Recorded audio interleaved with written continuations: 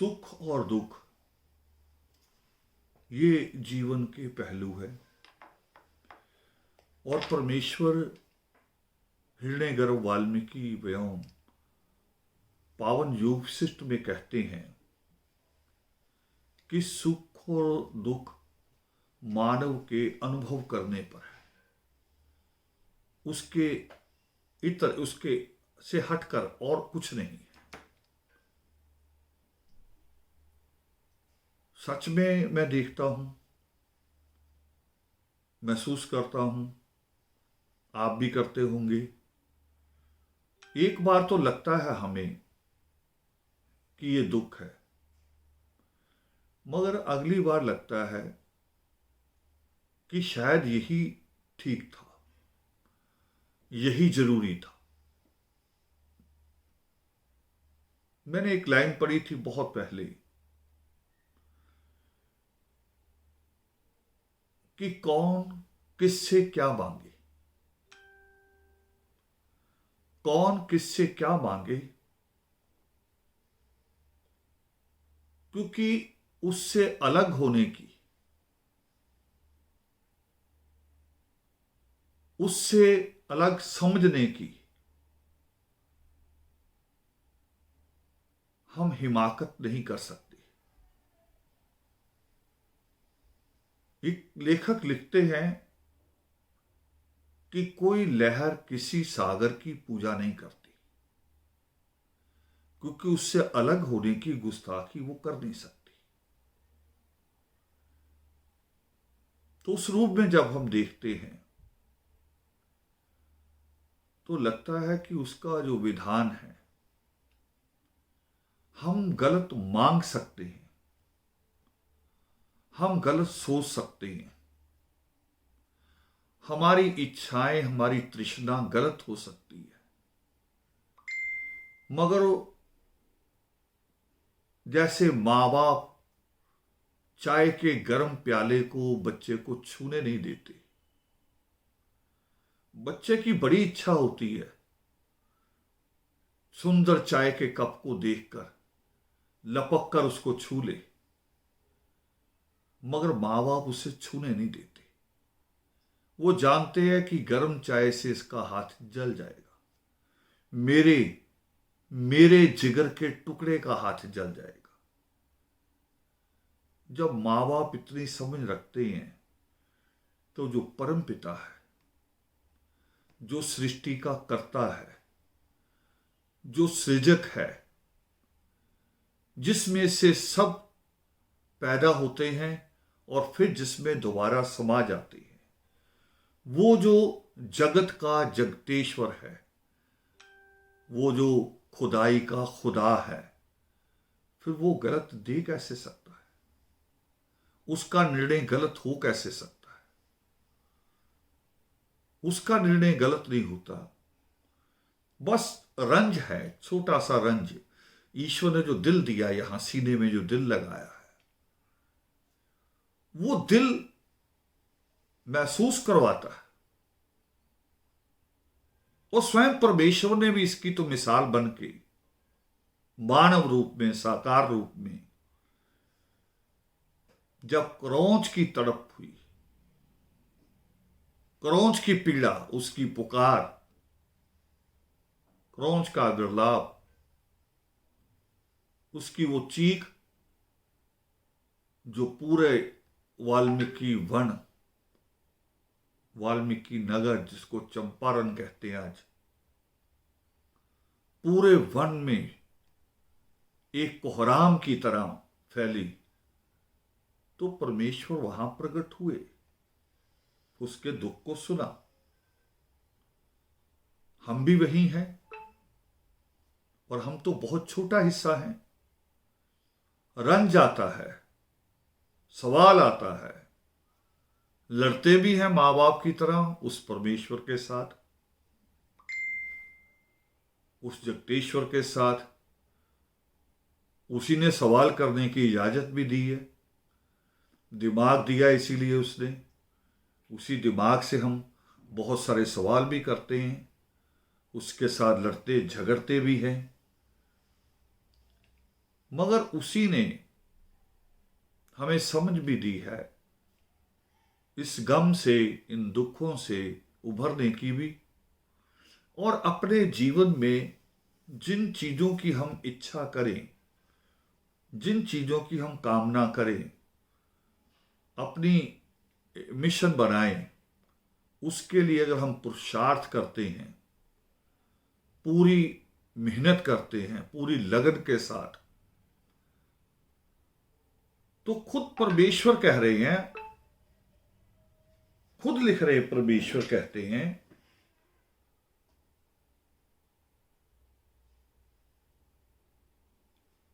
कि तीन लोकों में ऐसा कोई, तीन लोगों में ऐसा कोई पदार्थ नहीं जिसको आप पुरुषार्थ के द्वारा प्राप्त ना कर सके। मैसेज आते हैं बीच बीच में, वो देख रहा था।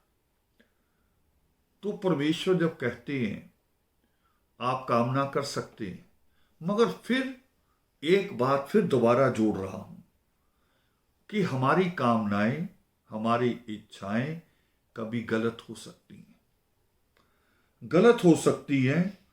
इसीलिए शायद ईश्वर ने ये जो 2020 का वर्ष पूरा, आज उसका अंतिम दिन है इस कैलेंडर के अनुसार, ये पूरा बरस हमें, सब इंसानों को, सब विद्वानों को, और विशेष तौर पे उन वैज्ञानिकों को, साइंटिस्टों को एक बार फिर सोचने का मौका दिया, अवसर दिया है कि कुदरत से, नेचर से बड़ा कोई नहीं है।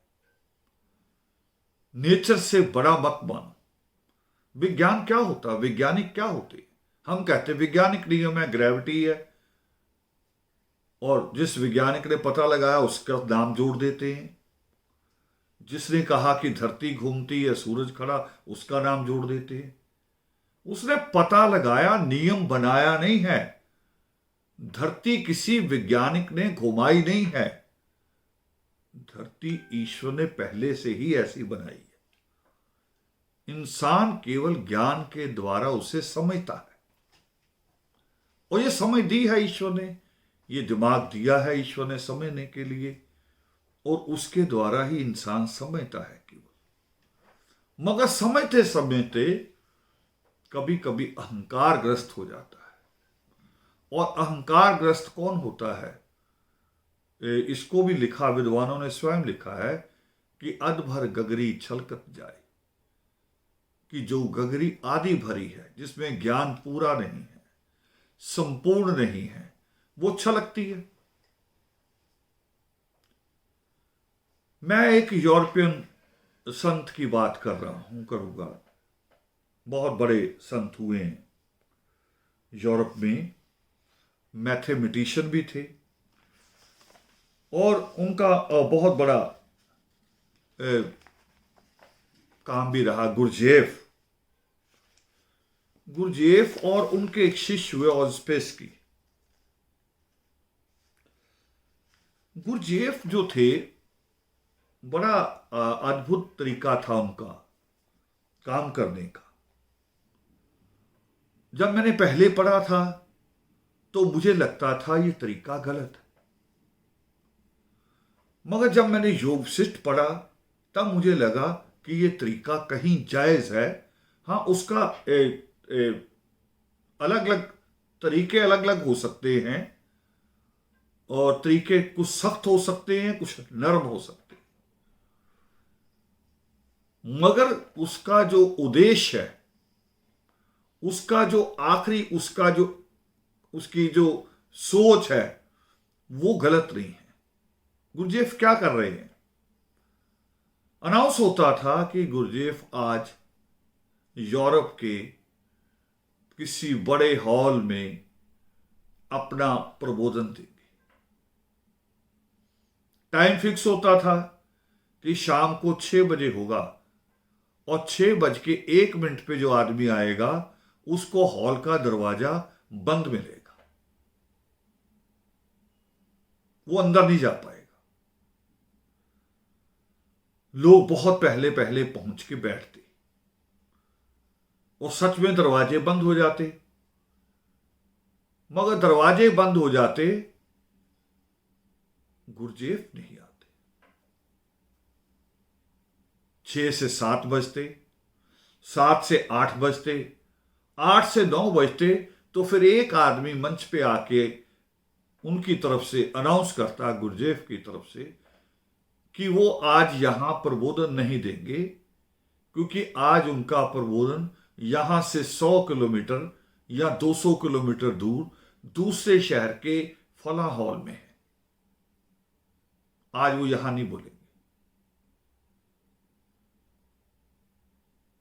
लोग उठते, कुछ थक जाते, टूट जाते, घरों को निकलते, कुछ गाड़ियां उठा के उसी 200 किलोमीटर की तरफ भागते कि वहां चलते, और वहां जाके पता चलता कि प्रबोधन यहां भी नहीं है, आप जहां से आए हैं वहां कल हो सकता है। लोग रात का फिर सफर करते, फिर वापस लौटते, तो हॉल में जो 500 आदमी होता, धीरे धीरे करके उनमें से 50 रह जाते। कुछ रात घर लौट जाते, कुछ दूसरी जगह जाते जाते थक जाते, कुछ वहां से लौटते हुए फैसला लेते कि अब तीसरी बार भी मजाक ही होगा। तो कभी 50 रह जाते, कभी 25 रह जाते, और जब 25 रह जाते तब गुरजेफ आते। तब वो आते, वो संबोधन करते, उनको प्रबोधन देते, फिर वो कहते कि तुम ही पात्र हो। वो दूसरे तो टाइम पास करने आए थे, उनको ललक नहीं थी, लालसा नहीं थी, जिज्ञासा नहीं थी। अब जब मैं योग शिष्ट पढ़ रहा हूं, मुझे जब कहानी ये पहले ये पढ़ी थी, तो मुझे लगता था कि ऐसा नहीं करना चाहिए था। मगर अब जब मैं योग शिष्ट पढ़ता हूं, तो उसमें महामुनि शुक्राचार्य खुद महाराजा बलि से कहते हैं। महाराजा बलि कौन? महाराजा बलि हिरण्यकश्यप परिवार के उत्तराधिकारी, हिरण्यकश्यप के बेटे, फिर उनके बेटे, नाम बोल दूं, हिरण्यकश्यप के बेटे प्रहलाद, प्रहलाद के बेटे विरोचन, और विरोचन का बेटा बलि, जिसे दैत्यराज महाबली बलि कहा जाता है, और जिसके नाम पे पूरे दक्षिण भारत में, महाराष्ट्र से लेके केरला तक, ओणम जिसके नाम से त्योहार मनाया जाता है। हाँ, कुछ थोड़ी सी ब्राह्मणों ने मिक्सिंग कर दी है। तो ब्राह्मण करता है, जो भी विद्वान बन के आता है, जो भी दुनिया में सिद्ध होने की कोशिश होती है, जिसका भी प्रसिद्धि होती है, फिर ब्राह्मण कोशिश करता है कि उसको अपने में से साबित करे, क्योंकि ब्राह्मण को एक वहम हो गया है कि ब्राह्मण से ज्यादा बुद्धिमान कोई नहीं है, जबकि यही बुद्धि का परिणाम है कि भारत 100 से ज्यादा टुकड़ों में बंटा, भारत हजारों सालों तक गुलाम रहा। ये ब्राह्मण की बुद्धि का परिणाम है, और ब्राह्मण की बुद्धि का परिणाम है कि देश की आधी जनता में, मैं अभी महिलाओं को मान रहा हूं, आधी जनता शिक्षा से दूर रखी गई, और उसका और अगला हिस्सा जो देश के वारिस हैं, देश के आदिवासी हैं, जिनमें आज दलित भी शामिल है, जो शहरीकरण हो गया तो दलित हो गया, ये भी आदिवासी है, उन सबको भी शिक्षा से दूर रखा। ये ब्राह्मण की बुद्धि का कमाल था। ब्राह्मण की बुद्धि का कमाल था कि उसके बनाए विधान के कारण सोमनाथ का मंदिर 17 बार लुट गया, 18वीं बार भी लुटा। उन्होंने नहीं रोका, दलितों ने रोका।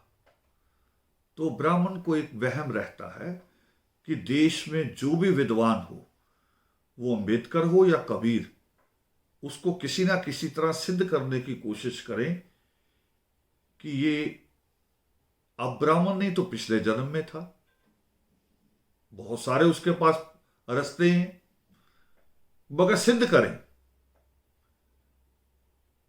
लगा रहता है, उसकी कोशिश रहती है।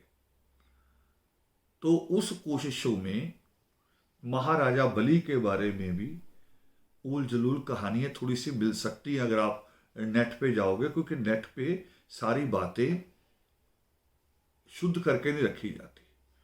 नेट के ऊपर कब्जा भी उन्हीं लोगों का है। इसकी भी जैसे कहते हैं एजेंसी होती है, फ्रेंचाइज होती है,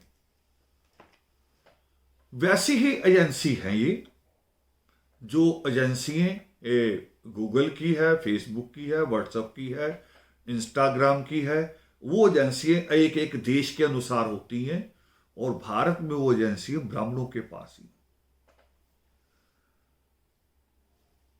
तो महाराजा बलि जो महामुनि शुक्राचार्य के शिष्य थे, और महामुनि शुक्राचार्य के पास जब जाते हैं, उनको जब वैराग पैदा होता है, वैराग होता है कि जब आदमी का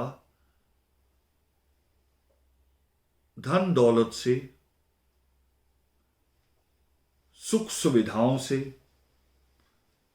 अयाशी से, खान पीन से, इन सब चीजों से मन भर जाए, और फिर जब वो कहता है कि मुझे ये नहीं, मुझे मन की शांति चाहिए, तो वैराग की स्थिति होती है। तो जब वैराग की स्थिति पैदा हुई महाराजा बलि की, तो महाराजा बलि अपने गुरु, जिन्हें दैत्या कुल गुरु कहा जाता है, महामुनि शुक्राचार्य, उनके पास गए और अपनी इच्छा बताई। तो जो महामुनि शुक्राचार्य ने पहली लाइन उनको समझाई, जो बड़ा संदेश उनको शुरुआती दिया, वो शायद गुरुजेफ की तकनीक में थोड़ा सख्त हो सकता है, मगर वो लाइन हम सबको भी याद रखनी। महामुनि शुक्राचार्य कहते हैं महाराजा बलि से कि जिज्ञासा और आस्था, जिज्ञासा केवल इच्छा से थोड़ी सी ज्यादा मजबूत होती है किसी चीज को जानने की, समझने की, पाने की, मगर आस्था भी आपकी मजबूत होनी चाहिए। आप जिस गुरु की शरण में गए हैं, उसके प्रति आपका अटूट अटूट विश्वास होना चाहिए, शंका नहीं होनी चाहिए बीच में। और ये शंका ईश्वर को लेकर बिल्कुल नहीं होनी चाहिए। तो योग वशिष्ठ में एक लाइन बार बार आती है, वो ज्ञान प्राप्त करने चाहे महाराजा बलि जाए, चाहे मुनि भारद्वाज जाएं, एक लाइन सबके लिए लागू होती है कि जगत के इस रहस्य को केवल अधिकारी को देना चाहिए, जो पात्र हो, सुयोग्य पात्र। अधिकारी मीन्स ऑफिशियल अधिकारी नहीं कह रहा हूं, ज्ञान का अधिकारी, जो उसके योग्य हो, उसके एबल हो, जिसकी जिज्ञासा और उसकी आस्था दोनों एक से बढ़कर एक हो, ज्ञान उन्हें दिया जाए। शायद गुरुजेफ यही करते थे, वो यही करते थे। शायद तरीका उनका थोड़ा सख्त हो सकता है, तो कई लोगों ने फिर उनको लिखा, और थोड़ा लिखा शैतान संत, दोनों शब्द लिखे, शैतान भी लिखा और संत भी लिखा। मगर उसका तरीका था कि मुझे अपना ज्ञान किसको देना है, इस ज्ञान की किसे जरूरत है, ओशो भी कहते रहे, वो इसको दूसरी तरीके से कहा उन्होंने कि मेरे पास वो आए जिसके पेट की समस्या हल हो चुकी है, जिसको रोटी की चिंता नहीं। पेट की समस्या मतलब पेट गैस नहीं कह रहा हूं, जिसकी रोटी की समस्या नहीं है, जिसको परिवार की समस्या नहीं है, जिसको बच्चे पालने की समस्या नहीं है, जिसने इतना धन जुटा लिया है कि परिवार चल सकता है, जिसने इतने साधन पैदा कर लिए हैं, वो फिर उसके लिए कहते हैं वो कि वही आए, दूसरा नहीं। दूसरा आएगा जो वो मेरी बातों को शायद समझ नहीं पाएगा, शायद मेरी बातों से बातें उसके अंदर उतर नहीं पाएंगी। जैसा एक शायर कहता है, एक शायर कहता है कि ऐ चांद तू गोल क्यों है। मुझे पूरा शेर याद नहीं उसका, मगर कहता कि गोल क्यों है, तू चकोर हो जा, क्योंकि तुझे देख के रोटी की याद आती है। अब देखिए, चांद को देख के किसी को तो क्रौंच की याद आती होगी, किसी को चांदनी रात में वो जो मधुर वातावरण होता है, किसी को उसकी याद आती होगी। मगर जो भूखा है, जिसने रोटी नहीं खाई कई दिन से, उसको तो वो रोटी ही लगती होगी। तो इसलिए योग शिष्ट में जो बात आई कि पहले उसके सुयोग्य पात्र होने जरूरी है। आज दिन भर मुझे लोगों ने एक बात कही कि आज बहुत मिस कर रहे हैं योगी मां पर्व को, बहुत मिस कर रहे हैं। मैंने उनसे कहा कि ये एक बार घटना हुई और वो भी प्राकृतिक कारणों से। पूरा यूनिवर्सल, पूरी दुनिया इसमें इस वक्त आज इस दुख में है। और यहां तक कि जिन लोगों ने क्रिसमस को दिसंबर में सेट किया था, शुरुआती क्रिसमस दिसंबर में नहीं था, दिसंबर में क्योंकि यूरोप में बर्फ पड़ जाती थी, कारोबार बंद हो जाता था, तो कारोबारियों ने दिसंबर में क्रिसमस को फिट कर लिया ताकि बर्फ पड़ने के बाद भी कारोबार चले, दुकानें भी खुलें, होटल भी खुले, शॉपिंग मॉल भी खुले, और जो टूरिज्म का कारोबार है वो भी रहे, सारा कुछ आदान प्रदान हो।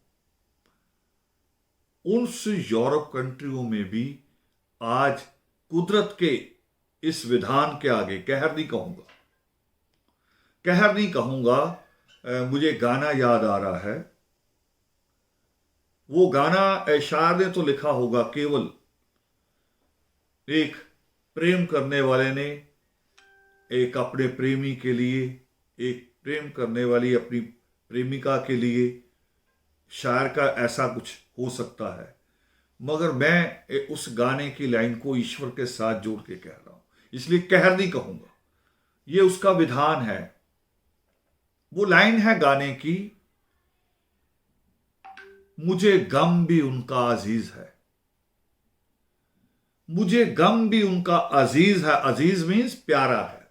मुझे गम भी उनका अजीज है क्योंकि उन्हीं की दी हुई चीज है, क्योंकि वो जो देता है कभी गलत देता नहीं। एक और गाना याद आ रहा मुझे इसी के साथ, एक गाना मैं उसे सुना नहीं करता था, मुझे उसकी पहली लाइनें डिस्टर्ब कर देती थी। मैं सोचता था ऐसे ही कुछ है, ज्यादा बड़ा मैसेज नहीं है, क्योंकि मैं गाने को कभी भी गाने की तरह नहीं सुनता। मैं गाना जब सुनता हूं तो उसमें मैसेज ढूंढता हूं, और कभी कभी मूड मेरा अगर मान लो थोड़ा सा ज्यादा हंसने खेलने का है, कॉमेडी भी चुन लेता हूं, मगर चुनता हूं उसके शब्दों को। हालांकि शायर की आत्मा के साथ नहीं खेलता, मगर केवल अपने मन का जो मेरा चिंतन है। तो वो गाना था, उसमें था कि जिसने हमें मिलाया, जिसने जुदा किया। देखिए दोनों बातें, जैसे मुक्ति माला, मुक्ति मीन्स आजादी, और माला मीन्स जुड़े होना, बंधे होना, मगर दोनों एक दूसरे के पूरक हैं, एक दूसरे से जुड़े हैं। मुक्ति में माला है, माला में मुक्ति है। आगे चल के डिफाइन करेंगे इसे। तो अभी अभी जो बात हम कर रहे थे कि जिसने हमें मिलाया, जिसने जुदा किया, इसको और बारीकी से समझेंगे तो हर ईसाई के गले में क्रॉस लटकता हुआ जब आपको नजर आए तो समझ लेना ये क्या है। ईसाई ने, हर ईसाई ने अपने गले में क्रॉस क्यों डाल लिया? उसका कारण है एक। उसका कारण हजरत मोहम्मद साहब की कहानी में भी आता है एक, मगर मैं यहां कह रहा हूं सिर्फ क्रॉस की बात के साथ, कि विश्वास है लोगों का कि ये क्रॉस, इसी को आखिरी टच, आखिरी संपर्क, आखिरी सानिध्य ईसा का इस क्रॉस को मिला। और उस क्रॉस को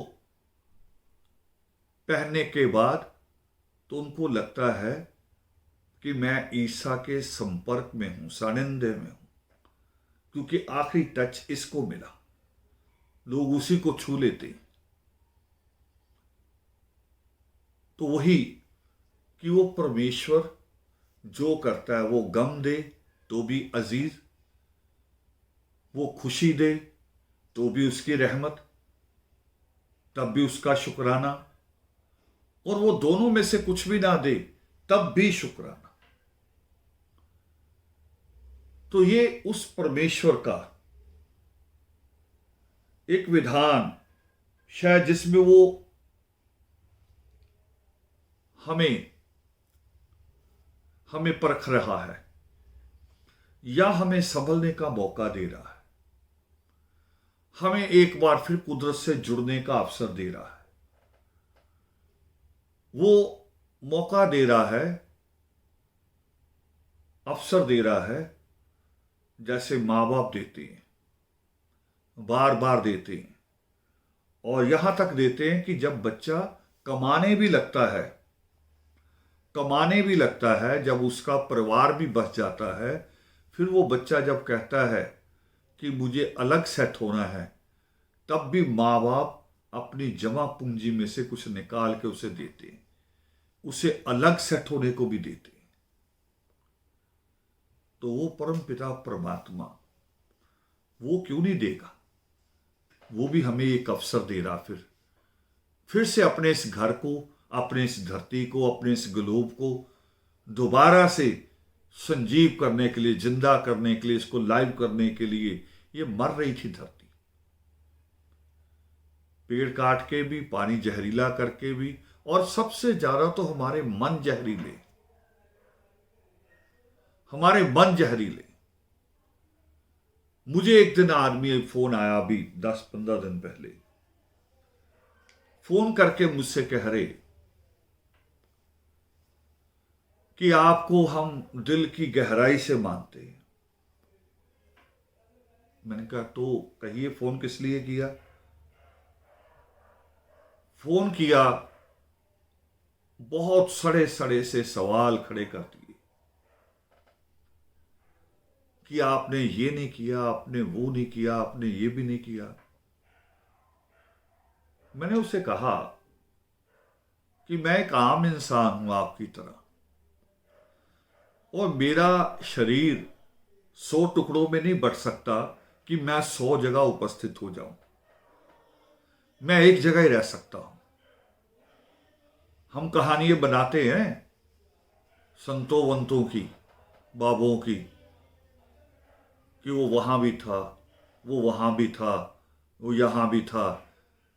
मैं एक बार, लुधियाना की ही बात है कि लुधियाना जेल के बाहर बहुत पब्लिक इकट्ठी हुई। और लोगों से पूछा, मैंने कहा क्या हो गया, कि किसी नेता को पकड़ लाए? कह रहे नहीं, हमारे बाबा को ले आए हैं। मैंने कहा तुम्हारे बाबा को? वो बाबा थे होशियारपुर की तरफ कहीं एक जगह से, उसको रब रब कहते थे, और वो लोगों का इलाज कैसे करता था? लोग जाते थे, परेशान लोग जाते थे, बीमार लोग जाते थे, तो बाबा दूर से ईंट पत्थर उठा के मारता था। जिसको लग गई कहीं भी इधर उधर, वो कह रहे थे बस अब तुम्हें मिल गया प्रसाद, तू आ जा, अब ठीक है। तो ऐसे ही बाबा ने कहीं रोड़ा पत्थर मारा, वो किसी के सिर में लगा, आदमी वहीं मर गया। घर के लोगों ने हंगामा कर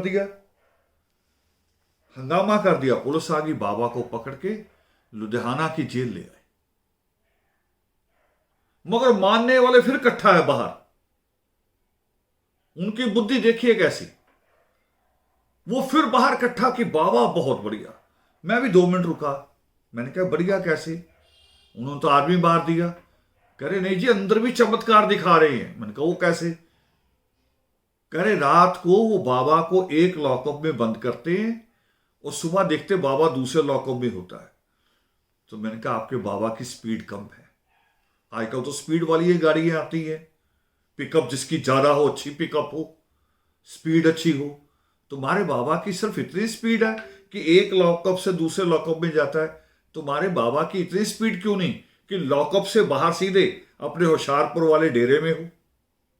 ये बंद करें और पाएं कि डेरे में बैठा है। ऐसे तो हुआ नहीं, लॉकअप ही बदले जा रहा बाबा अंदर ही अंदर, और तुम लोग बाहर परेशान हो रहे हो। बाबा को तुम्हारा भी ख्याल नहीं कि लॉकअप तो बदल रहा है, सीधा ही बाहर आके खड़ा हो जाए तुम्हारे पास कि लो मैं आ गया। तो ऐसी मूर्खों वाली कहानियां लोग गढ़ते हैं, मूर्खों वाली कहानियां गढ़ते हैं, और उन मूर्खों वाली कहानियों को से फिर वो चाहते कि लोग पूजें। मगर पावन योग विशिष्ट सृष्टिकर्ता वाल्मीकि दयावान, उनका सीधा सीधा संदेश है कि ना भय से, हम बोलते हैं ना कि जो बोले सो निर्भय, हम प्रार्थना में भी बोलते हैं 10 नियमों में, सबसे बड़ा पाप भय। और परमेश्वर कहते ही हैं पावन योग सृष्टि में बार बार कि चाहे शुक्राना हो या पूरा पुरुषार्थ, ना भय से हो ना लालच से हो। मगर पूरे देश का जो हमारा सिस्टम है, धर्म विशेष तौर पे, वो तो भय और लालच पे टिका हुआ है। वो इससे मुक्त तो हो ही नहीं रहा है, इसी के बीच में घूमे जा रहा है। कुछ लोग भय से मान रहे हैं, सुअर नहीं छोड़ेंगे काटना, देवी परेशान करेगी। कुछ लोग बकरा काटना नहीं छोड़ रहे, वो कह रहे पीर परेशान करेगा। कुछ लोग अजमेर इसलिए जा रहे हैं कि अब की बार जाके अगर देग नहीं चढ़ाई, चादर नहीं चढ़ाई, तो पता नहीं क्या गलत होने वाला है। तो अब की बार हमने योगिमा पर्व नहीं किया। अब की बार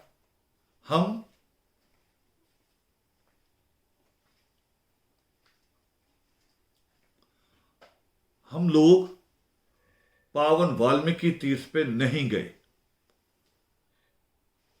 अब की बार हम भय से मुक्त होना है। हमें भय से मुक्त होना है। ये मन में भय नहीं पालना कि पावन वाल्मीकि तीर्थ नहीं गए। और पावन वाल्मीकि तीर्थ एक ही थोड़ी है। अभी मैं कुछ दिन पहले एक इंटरव्यू आया, पावन वाल्मीकि तीर्थ पे एक रिपोर्ट तैयार हुई, तो उसको मैं देख रहा था।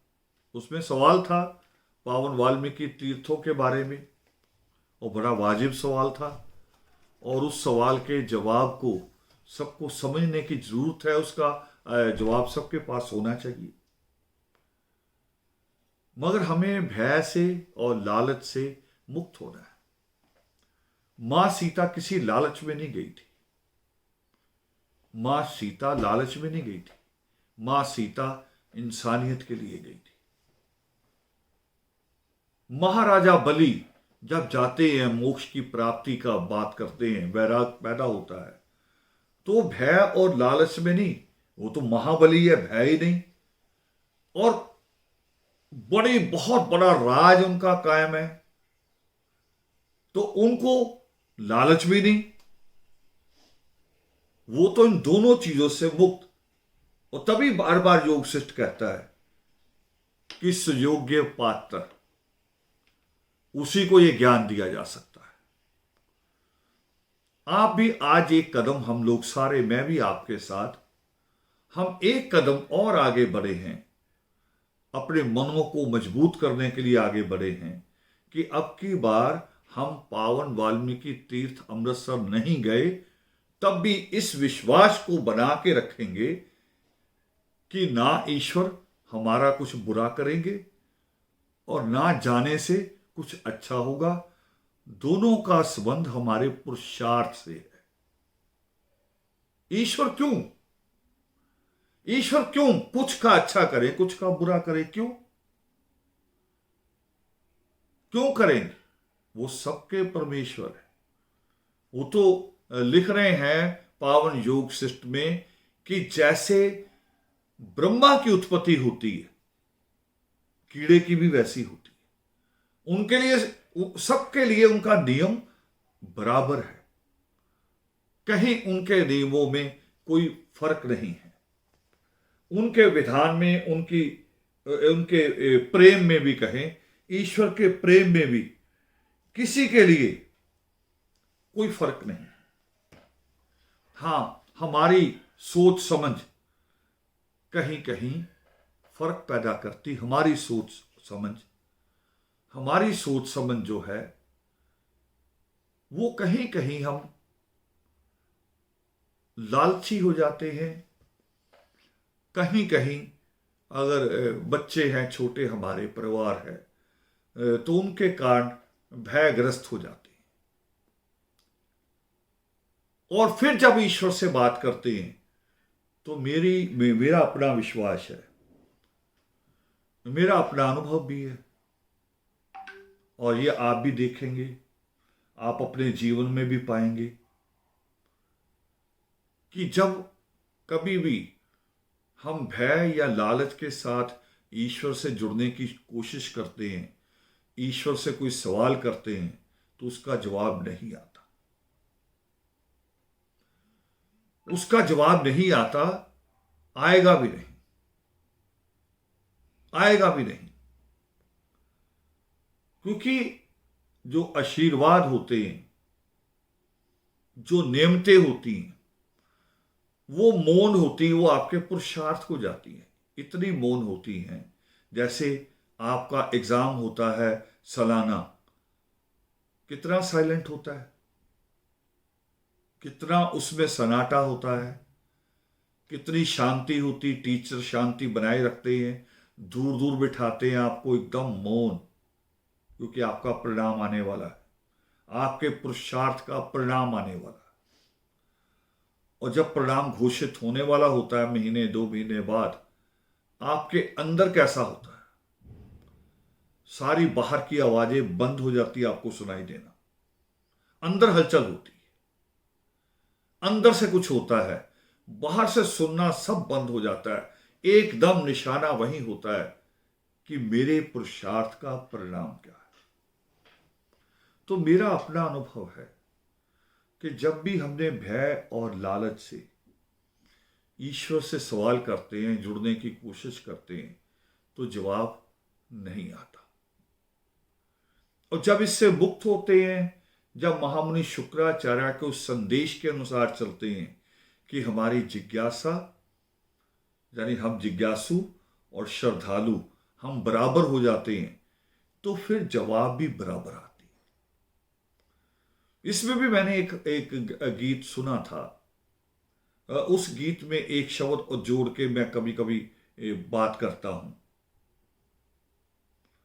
क्यों ना सोचे, गीत कुछ और था, मैं उसमें क्यों लगाता हूं, क्योंकि सवाल सवाल तो करना पड़ेगा अपने आप से भी, और अपने आप से सवाल ज्यादा करने चाहिए।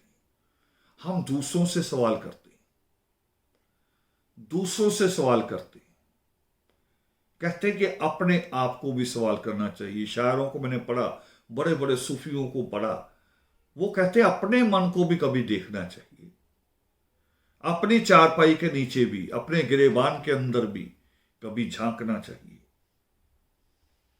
वो एक है ना एक शायर का कि बुरा जो देखन मैं चला, बुरा ना मिलया कोई, जो मन खोजा अपना, मुझसे बुरा ना कोई।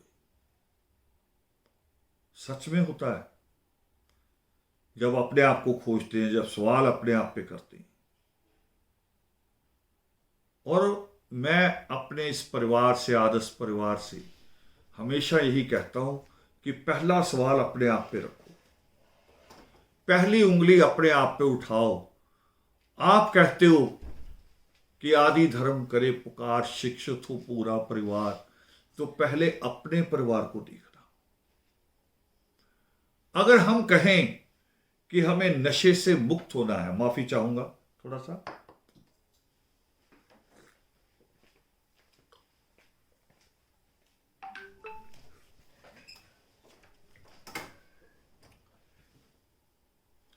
हम अगर कहते हैं नशे के खिलाफ अगर नारा लगाते हैं, तो हमें नशे से मुक्त होना होगा।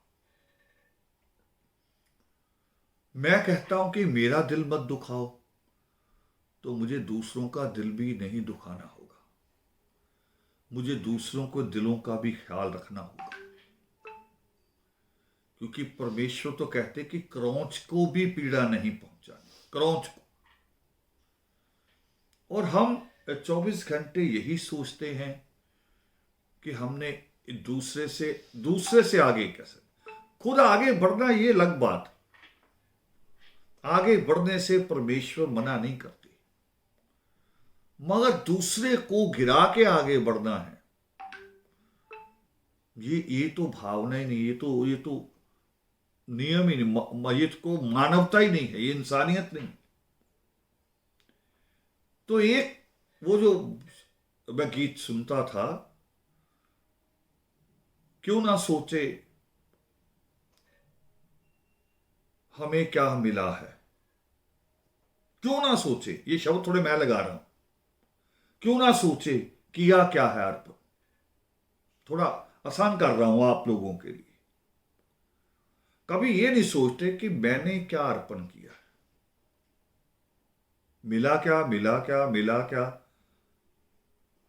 यही सोचते रहते हैं। और लिस्ट हमारे पास भी लंबी है, बहुत सारे काम हैं जिनको मैं रोज सोचता हूं कि ये भी होना चाहिए, वो भी होना चाहिए।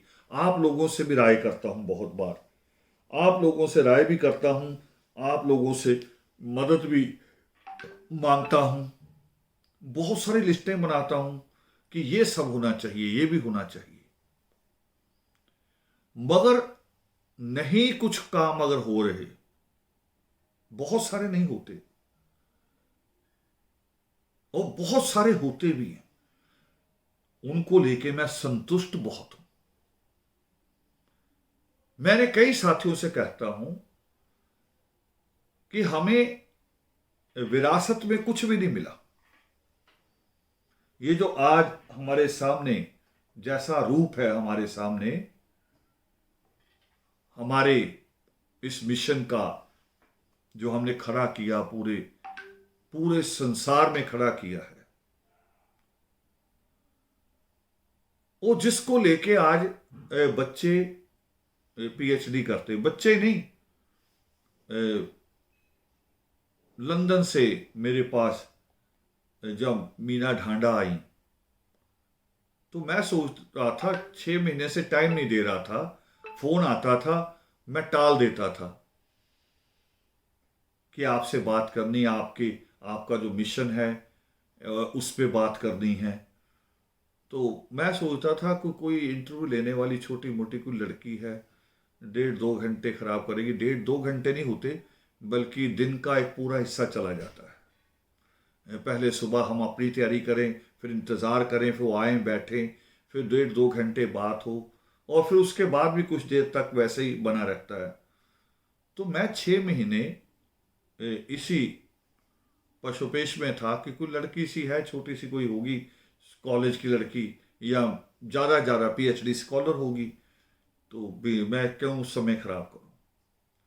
वो तो हमारे एक साथी हैं, बहुत विद्वान, फिर उनका फ़ोन आया कि आपको इस तरह का एक फ़ोन आता है और आप समय नहीं दे रहे, थोड़ा समय दे रहे उनको। और उन्होंने बताया कि वो लंदन में एक कॉलेज में ऑलरेडी, एक यूनिवर्सिटी में बल्कि, प्रोफेसर है, उनके पति भी प्रोफेसर है। मैं बड़ा हैरान हुआ।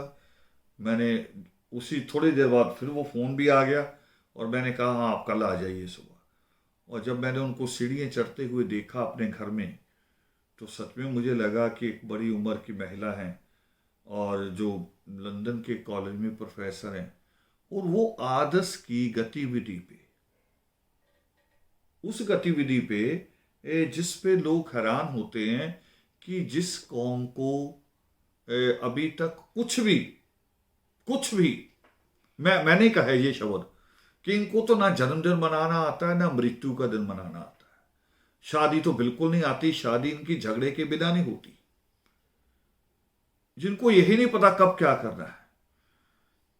तो मैं खुद भी इन चीजों पे सवाल उठाता रहा, मगर उसको जब हमने दुरुस्त कर लिया, एक बड़ा बड़ा जन समूह हमने दुरुस्त कर लिया, उसको बैठना सिखाया, उसको बात करना सिखाया, उसको समझना सिखाया, तो फिर उसी के ऊपर बड़ी बड़ी यूनिवर्सिटी रिसर्च करने लगी कि ये जिस कौम को लोग कहते थे कि इनसे तो सवाल भी नहीं, मीडिया वाले, मैंने बहुत बार ये भी देखे अपने, मेरे जीवन में अनुभव रहे हैं कि अगर मेरा इंटरव्यू है, 4 लड़के पास आके खड़े हो गए, तो पत्रकार सवाल नहीं पूछा करते थे डरते हुए। वो कह रहे अगर सवाल करेंगे तो ये 4 जो खड़े हैं ये कहीं अभी अभी मारपीट ना शुरू कर दें। और मुझे एक रात याद है कि जब मेरा लाइव होना था एक NDTV पे, तो NDTV के CEO दिवांग हुआ करते थे, उन्होंने मना कर दिया था कि लाइव नहीं करेंगे, इस कौम के आदमी से लाइव नहीं करेंगे। तो फिर मुझे याद है कि योगेंद्र जी ने कहा था कि आप उस कौम की तरह ना देखें जिसको आपने सड़क पे किसी बस्ती के करीब से निकलते हुए देखा है। ये उसके अंदर का एक मिशन है, और उस मिशन से जुड़े हुए लोग हैं, आप उनको हमारी गारंटी पे लाइव कर सकते हैं।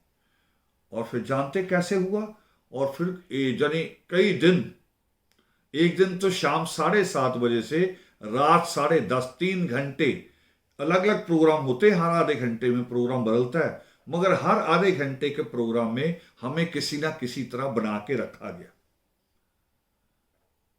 तो वो जो हमने पैदा किया, उससे जो मान्यता भी मिली है, ये एक बड़ा क्रेडिट है आप सब लोगों की मेहनत को, उसका एक फल है, ये आपको पुरस्कार है कि आपने पुरुषार्थ किया और आप कामयाब हुए हैं।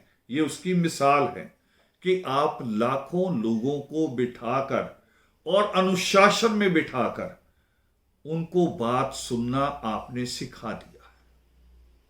यही नहीं, इससे आगे बढ़े हैं हमने लोगों को अब विवाह शादियों का, जन्म और मृत्यु का तरीका सिखाना शुरू किया है कि उसको कैसे करना है। लोग उसमें भी अब मानने लगे हैं, ये मान्यता भी मिलने लगी है। मान्यताएं बहुत मुश्किल मिलती हैं, रेकॉग्नाइज होना, समाज में रेकॉग्नाइज होना किसी इंस्टीट्यूट से। आजकल तो अभी जो मैंने देखा इन कोरोना के समय में, कई संस्थाएं बन गई हैं जो सर्टिफिकेट बांट रही हैं।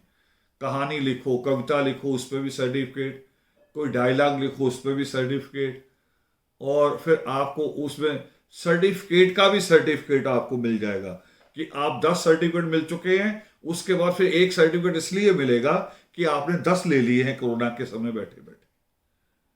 मगर समाज में रिकॉग्नाइज होना, ये बहुत बड़ा काम है। समाज में मान्यता मिल जाए, तो मैंने वो जो मान्यता देखी है, मुझे एक बेटी का फोन आया कुछ महीने पहले, और शायद साल ही हो गया था। और मगर जब हमने वेबिनार शुरू किए तो मैं फिर बच्चों को खोज रहा था अपने मोबाइल में, कौन कौन बच्चे हैं, उन सबको वेबिनार की सूचना जानी चाहिए। तो दोबारा उस बेटी का नाम आया, तो मैंने उसका नाम ऐड भी किया और उससे फ़ोन पर बात भी की और उससे कहा भी फेसबुक आईडी बनाओ और उस पे वेबिनार आप सुनो। और थोड़ा सा जैसा होना चाहिए, मैंने गुस्सा नाराजगी भी की कि ये तो मैंने अपने फ़ोन में खोजा और आपने तो एक साल से बात ही नहीं की। और उसके बाद जो उस बेटी ने मुझे बताया, वो अपने आप में एक बड़ा पुरस्कार है, मैं आपके साथ शेयर कर रहा हूं। वो बेटी, उसके पिता किसी और संगठन से जुड़े हुए हैं। हमारे यहां संगठन बहुत है, संगठन कहने को संगठन है, संगठन की परिभाषा में नहीं है। संगठन की परिभाषा बहुत बड़ी है, उसको उसके तरीके से चलना बहुत मुश्किल है। ये नहीं इनको पता है, इनको तो बस इतना ही पता है कि एक संस्था या संगठन होता है, और कैसे होता है कि जिसका कोई प्रधान होता है, सेक्रेटरी होता है, और ये भी हो सकता है राष्ट्रीय राष्ट्रीय प्रधान होता है ना, राष्ट्रीय महासचिव होता है। चाहे एक ही गली में दोनों रहते हो, एक गली में 5-6 भी हो सकते हैं इकट्ठे, और चाहे उनको एक दूसरे को भी ना पता हो कि वो भी राष्ट्रीय है, मगर होते हैं। हमारे यहां ऐसे संगठन हैं, उनको संगठन के नियमों का पता नहीं है। और मैंने इसलिए कहा, पिछले कुछ दिनों से कई बार कहा, कि अब जो किसान आंदोलन चल रहा है, वास्तव में जो किसानों के नाम पे, मुद्दे पे आंदोलन हो गया है, वो केवल किसान आंदोलन नहीं है, उसमें बड़ी गिनती हमारी है। बड़ी गिनती में गांव का हमारा आदमी, जो गांव का जो वाल्मीकन है, गांव का जो वाल्मीकि मजबी है, जो खेत में मजदूर बन के काम करता है या छोटा खेत है उसके पास, वो बड़ी गिनती में शामिल है उसमें। और जिन मंडियों को लेके बात हो रही है, उन मंडियों में भी अनाज की बोरियों को भरना, अनाज की गाड़ियों को खाली करना, अनाज की गाड़ियों को लादना, वो काम भी ज्यादा हमारा आदमी कर रहा है। तो इस आंदोलन का हमारे ऊपर भी बहुत बड़ा असर है। इसकी हार जीत हमारे जीवन को भी निश्चित करती है, हमारे बहुत सारे परिवारों को का फैसला करती है। मगर मैं जो दूसरी बात कह रहा हूं लोगों को, कि इस आंदोलन का अनुशासन, इस आंदोलन का प्रशासनिक तरीका, देखो उन्होंने भी अपना एक शासन बना लिया। बैठना कैसे है, मंच का तरीका देखिए कि मंच के ऊपर कोई नहीं, 1.25 करोड़ आदमी दिल्ली के बॉर्डर्स पे है चारों तरफ, मगर मंच उनका खाली होता है। मंच के ऊपर एक आदमी आता है जिसको कहते मंच संचालक, वो भी अध्यक्ष नहीं होता। अध्यक्षीय मंडल नीचे बैठा होता है, और अध्यक्षीय मंडली बार बार बोलने नहीं जाता मंच पे। अध्यक्षीय मंडल नीचे से पर्ची पे लिख के देता है कि आज फला आदमी आए हैं, फला कोई प्रोफेसर आया है, फला विद्वान आए हैं, या कोई बड़े खिलाड़ी आए हैं पंजाब के, या पंजाब से या हरियाणा के कोई बड़े गायक आए हैं, उनको मौका दो ऊपर बोलने का। ये हो रहा है। लोग मध्य प्रदेश से भी आए हैं, उनको मौका दिया जा रहा है, बिहार से भी आए हैं, उनको भी मौका दिया जा रहा। मगर जो अध्यक्षीय मंडल, जिन 40 लोगों की मीटिंग होती है सरकार के साथ, वो नीचे बैठ के फैसला कर रहे हैं, नीचे बैठ के। और सरकार की चिट्ठी पत्र आने पे कोई भी अकेला अकेला जवाब नहीं देता। जब भी उनसे मीडिया पूछता, याद करो आप देख रहे होंगे, तो वो क्या कहते हैं कि जी लेटर आ गया है, अभी हमारी 40 आदमियों की मीटिंग होगी, फिर उसके बाद हम सार्वजनिक जितना 1.25 करोड़ आदमी बैठा है उनके बीच में पढ़ के सुनाएंगे और उनको अपनी राय बताएंगे कि हम ये बात करने चले हैं। और वो 1.25 करोड़ आदमी की राय लेने के बाद फिर हम बात करने जाएंगे। ये कितनी बड़ी बात है, कितना बड़ा लोकतंत्र, बिना पार्लियामेंट के, बिना पार्लियामेंट भवन के बिना और चुनाव के जो लोग वहां बैठे हैं कितने लोकतांत्रिक तरीके से बात कर रहे हैं। इससे सीखना होगा, समझना होगा, और भी समझना होगा इसमें से कि वहां पे करीब करीब 30-35 लोगों की डेथ भी हुई है। आज जो मैं देख रहा था उसमें तो बिल्कुल एक यंग लड़का, शायद 35 ईयर ओल्ड, उसकी डेथ हुई है। और हमारे किसी धरने पे अगर किसी की डेथ हो जाए तो हमारा धरना चलता रह सकता अपने मुद्दे पे? बिल्कुल नहीं। हम तो डेथ देखते ही उठ जाएंगे, सारे मुद्दा छोड़ देंगे। उनको देखिए कि वो अपने मुद्दे पे अडिग है, मुद्दे पे खड़े हैं। उन्होंने 30 से ज्यादा लोगों की डेथ भी देखी है और अफसोस भी किया होगा, और कुछ लोग उनके परिवारों तक डेड बॉडी के साथ भी गए होंगे, मगर उसके बावजूद उन्होंने अपना धरना नहीं खत्म किया। तो बहुत कुछ उसमें से सीखने समझने की जरूरत है। हम नहीं सीख समझ रहे हैं। हम क्या कर रहे हैं कि बस नकल कर रहे हैं। तो नकल की मैंने एक मिसाल अभी बताई साथियों को कि एक तो सच में शेर होता है जंगल में, जैसा वाल्मीकि नगर में शेर है। वहाँ बता रहे थे कि रात को जो है बाघ, चीता, लेपर, वो लोग रेस्ट हाउस तक आ जाते हैं। तो एक तो असली शेर होता है, और एक आजकल वो जागरणों में शेर बनता है, देवियों के जागरण में। माफी चाहूंगा, एक मिनट।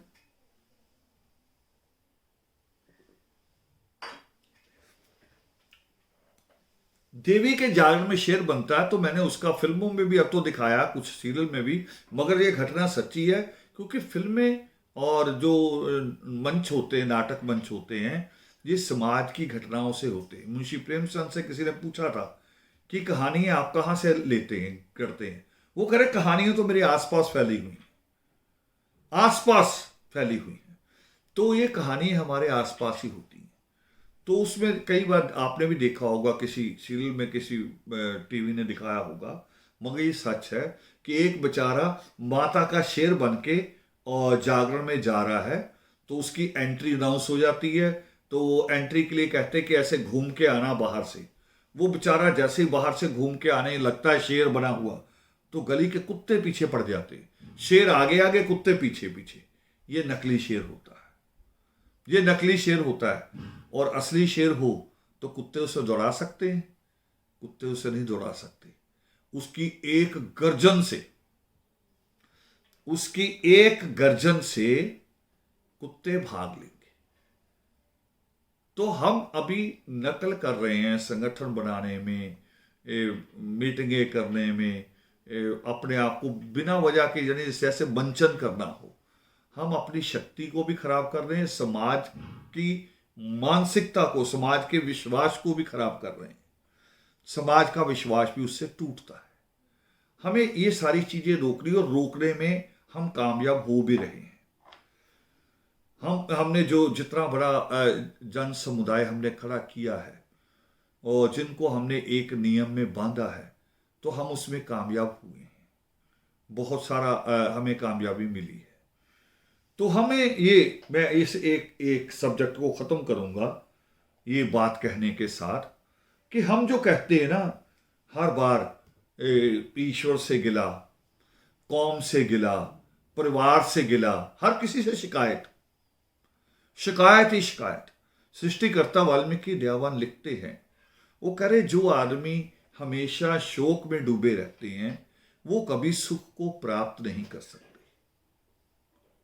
बिना वजह ही दुखी बने रहना, बिना वजह दुखी बने रहना। जो दुखी बना रहता है वो कभी सुख को प्राप्त नहीं करता। मैं इसीलिए चलते चलते साथियों के साथ कई बातों पे हंसी मजाक करता हूं कि माहौल हल्का रहे, क्योंकि समस्या तो भारी है ही हमारे पास। हम माहौल को भारी क्यों करें? समस्या भारी है, एक चीज का भार उठाएंगे, दोनों का भार क्यों उठाएं? माहौल को भी उतना भारी क्यों करें? उसको तो हल्का कर लें। तो ये बात मैंने इस एक सब्जेक्ट को इसके साथ क्लोज करना है कि योगी मां पर्व भी मैंने कहा था कि घरों में लाइटिंग करें, कि प्रगट दिवस एक बार नहीं होता। प्रगट दिवस एक बार नहीं होता। प्रगट दिवस परमात्मा का बार बार है। वो महाराजा बलि की पुकार पे भी आए, महामुनि भारद्वाज की पुकार पे भी आए, वो मां शबरी की पुकार पे भी आए, वो मां सीता की पुकार पे भी आए। परमेश्वर तो क्रौंच की पुकार पे भी आए। तो ये सारे समय अलग अलग है। तो इसका मतलब परमेश्वर का प्रकट होना अलग अलग है। मगर हम, क्योंकि हमें हमारे जिम्मे परमेश्वर ने दिया है अपना जीवन और अपने परिवार का जीवन, तो हमें वो जीवन जीना है, समाज को जीना है। और समाज में हमें नहीं, हमने अपने साथ साथ जो बाकी जीव है संसार के, जो और जीव जंतु है, हमने उनकी सुख शांति का और उनके अस्तित्व का भी, कि उनका अस्तित्व, उनकी एग्जिस्टेंस जो है वो बनी रहे संसार में, किसी को निर्मूल बिल्कुल पूरी तरह से खत्म ना कर दे हमने उसका भी सोचना है। क्योंकि परमेश्वर ने जो दिमाग दिया है इंसान को, वो बाकी जीवों से बेहतर दिया है। तो हमने इसलिए हम रोज प्रगट दिवस नहीं मना सकते। नित्रेम में भी हमारे आता है, नित्रेम में एक श्लोक है, मधु का अर्थ सुरा है, सुरा नाम की दो, नाम नशा, ईश्वर के नाम का नशा। हिरण्य गर्भ वाल्मीकि व्योम, हिरण्य गर्भ वाल्मीकि व्योम, या आदे वाल्मीकि नमो नमः, आदे वाल्मीकि नमो नमः। इस नाम का नशा भी रहे भले, मगर काज जगत भी हो। नित्रेम क्या कहता है कि नाम नशा निष्दिन रहे, काज जगत भी हो, कि उस ईश्वर के नाम का नशा तो रहे। हमारी हर सांस जो अंदर जा रही है, जो बाहर आ रही है, दोनों में हम कहें हिरण्य गर्भ वाल्मीकि व्योम, हिरण्य गर्भ वाल्मीकि व्योम। बाहर आती और अंदर जाती, मगर काम छोड़ के नहीं। काम छोड़ना नहीं, बड़े स्पष्ट बिल्कुल साफ शब्दों में परमेश्वर ने लिखा है योग शिष्ट में, कि जो लोग घर बार छोड़ देते हैं, एक लाइन, जो लोग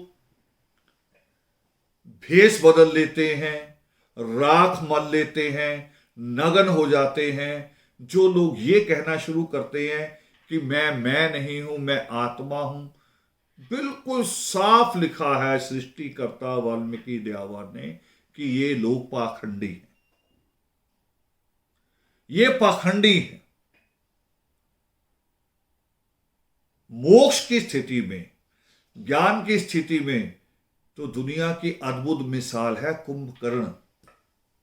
कुंभकर्ण अद्भुत मिसाल है, जिसको कहते हैं लोग समझ नहीं सके, तुलसी जैसे, कंब ब्राह्मण जैसे समझ नहीं सके, जिसको कहते कि 6 महीने सोता था, 6 महीने जागता था। ऐसा नहीं था। वो था कि जब वो सोता था तो उसकी निद्रा 6 महीने जैसी होती थी, यानी कि निश्चिंत। निश्चिंत होना ही तो मोक्ष है, कि जहां मोह का क्षय हो जाए। मोह ही तो सोने नहीं देता, मोह ही तो चिंताएं पैदा करता है। जिसका मोह खत्म उसकी चिंता खत्म, जिसकी चिंता खत्म उसकी निद्रा। कुंभकर्ण की तरह ये बड़ी मिसाल है। तो इसको इस आज के इसमें अंतिम लाइन है कि जो हमने कही थी, हम ना सोचे हमें क्या मिला है, हम ये सोचे किया क्या है। ये इसका एक तरीका होता है। ये जो हम योगामृत करते हैं, तो योगामृत में कई बार कहा गया कि जो परमेश्वर का द्वार बनाया जाता है, दरबार लगाया जाता है, जहाँ अभंग ज्योत लगती है, वहाँ पर हम नतमस्तक होते हैं। तो हम खाली हाथ नतमस्तक ना हो, हाथ में प्रसाद लेके चढ़ाए। मगर हम आते हैं प्रसाद लेने, सवाल वही, क्यों नहीं सोचा, किया क्या है अर्पण। ये उसका एक तरीका है, छोटा एक आदत बनाने का, एक स्वभाव को तैयार करने का तरीका। योगामृत में चढ़ाया हुआ प्रसाद परमेश्वर को नहीं जाता, मगर आपका स्वभाव तैयार करता है, आपके स्वभाव को एक नया रूप देता है, इसलिए कहा गया। तो एक एक आज का जो योगिमा पर्व का एक जो विषय जो था, उसको मैं यहां समाप्त करके और अब एक दूसरे सब्जेक्ट की तरफ बढ़ रहे हैं। मैंने इसको इस तरह से ही बांटा था आज के इस अपने जो हमारे बीच में वार्तालाप हो रहा है हम लोगों के बीच में, उसको मैंने इसी तरह से बांटा था कि योगिमा पर्व है, योगामृत का बड़ा रूप, तो उसको पहले धर्म से शुरू करें, योगिमा पर्व से शुरू करें और फिर आगे बढ़े। और फिर क्योंकि योगिमा पर्व एक योगिमा मीन्स बहुत सारी चीजों का मिलन है। सृष्टिकर्ता वाल्मीकि दयावान और वंशदानी बाबा साहब भीमराव अंबेडकर, इस विचार का मिलन है।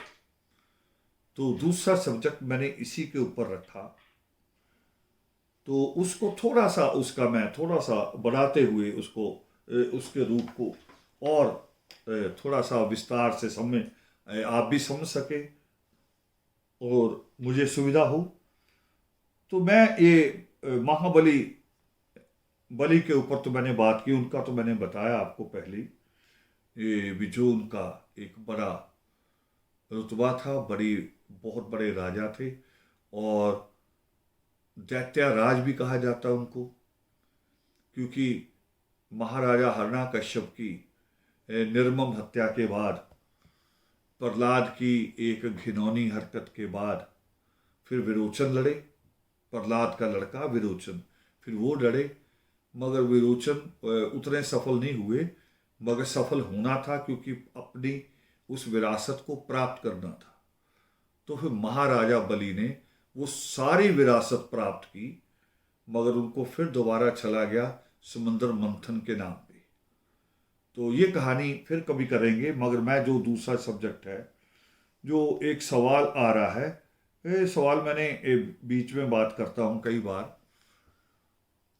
कि एक बड़ा अद्भुत सी चीज पैदा हो गई। हर चीज का लाभ भी होता है, नुकसान भी होता है। टेक्नोलॉजी आती है तो टेक्नोलॉजी जैसे एक बिजली नहीं थी तो आदमी का उस वक्त अंधेरे में भी अच्छे से देख लेता था, शायद गुजारे लायक तो देख सकता था। छोटे छोटे चिराग, छोटी छोटी लालटेन, मशाल जला के अपना काम चला लेता था। और बाहर कोई हरकत होती थी तो एक मशाल लेके, लालटेन लेके देख लेता था कि आदमी है कि जानवर है, और जानवर है तो कौन सा है, इतनी समझ करता था।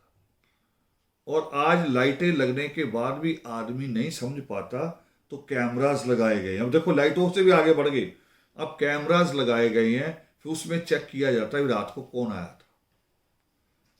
तो कुछ सुविधाओं के लाभ हैं, कुछ नुकसान है। हम आंख बंद करके जब किसी चीज को सुनते हैं तो फिर उसके शब्दों को, उसके अर्थों को ज्यादा बारीकी से लेना शुरू करते हैं।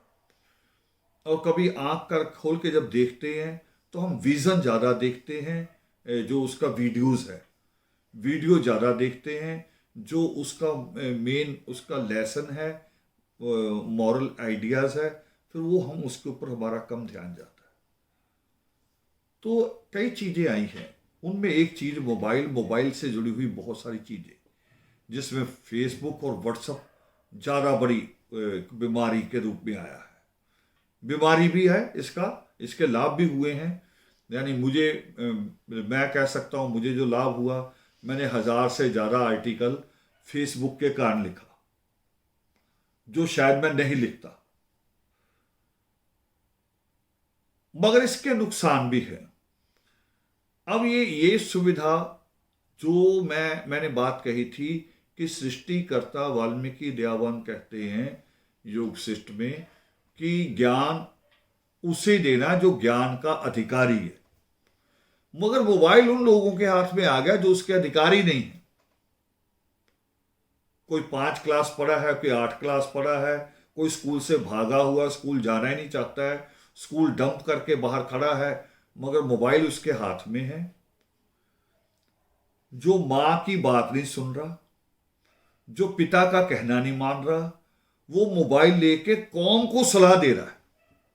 देखिए, जिसकी मां चीख रही है, पुकार रही है कि 11 बज गए, आजा सो जा, वो मोबाइल लेके कौम को सलाह राय दे रहा है कि कौम को कैसे होना चाहिए। अब मैं एक बड़ी बात बताने जा रहा हूं। महाराजा बलि के बारे में मैं तुम्हें बता दिया भी कितना बड़ा राज प्राप्त करने के बाद अपने परदादा की विरासत को उसने दोबारा प्राप्त किया। वो दोबारा प्राप्त करने के बाद फिर वो वैराग की तरफ जाता है। और अब बताने जा रहा हूं महामुनि भारद्वाज कब आए थे परमेश्वर के पास। अभी तक का आप लोगों का ज्ञान जो होगा वो आप लोग जो सोचते होंगे कि महामुनि भारद्वाज शायद 18, 19, 20 साल की उम्र में और सीधे ही जवान होते ही या जवानी में पहला कदम रखते ही शायद परमेश्वर के पास पहुंच गए। ऐसा नहीं है। महामुनि भारद्वाज परमेश्वर के पास कब पहुंचते हैं? जब वो व्याकरण, आयुर्वेद, धनुर्वेद, राजनीति शास्त्र, यंत्र सर्वस्व, अर्थशास्त्र, पुराण और शिक्षा के विद्वान हो चुके थे। जब वो इतनी कलाओं को जब वो समझ चुके थे, तब भारद्वाज परमेश्वर के चरणों में आए थे। इतनी कलाओं को समझने के बाद, इतनी विद्या प्राप्त करने के बाद फिर उनको लगा कि अब मोक्ष की जरूरत है।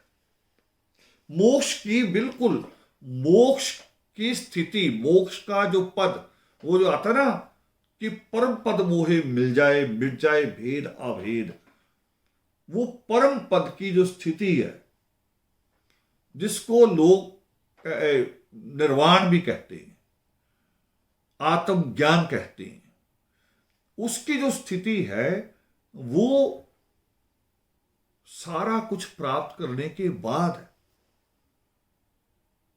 हम भूखे को कहें कि मोह छोड़ दे, कैसे छोड़ देगा? जिसके बच्चे अभी छोटे हैं, अभी किसी काबिल नहीं बने, उसको कहें मोह छोड़ दे, वो कैसे छोड़ देगा? नहीं हो सकता।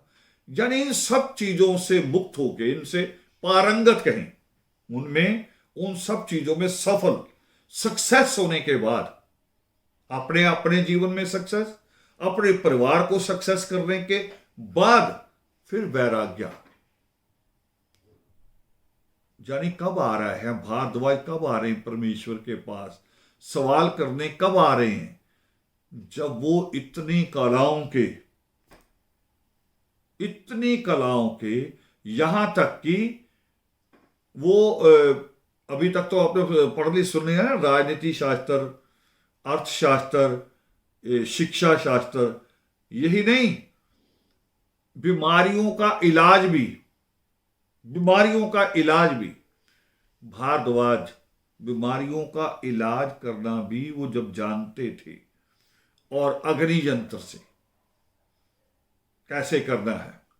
आज बहुत सारे लोग करते हैं, वो गिलास के बीच में आग लगा के उसमें से निकालते हैं, कहीं नस चढ़ी हुई है आपको, कहीं आपकी कोई मसल इधर से उधर हो गया है। ये सारी विद्याएं जानने के बाद भारद्वाज फिर परमेश्वर के चरणों में आते हैं, तब सवाल करने लायक और ज्ञान प्राप्त करने के अधिकारी बनते हैं। मगर आज क्या हो रहा है? बड़े अद्भुत लोग हैं। पहले तो केवल इतना था कि सृष्टिकर्ता वाल्मीकि दयावान पे सवाल कर दिया करते थे, खुद खुद ही जो वाल्मीकि कहलाते हैं। और सवाल तो तब होता है ना, देखो कैसे होता है, सवाल का तरीका समझ लीजिए।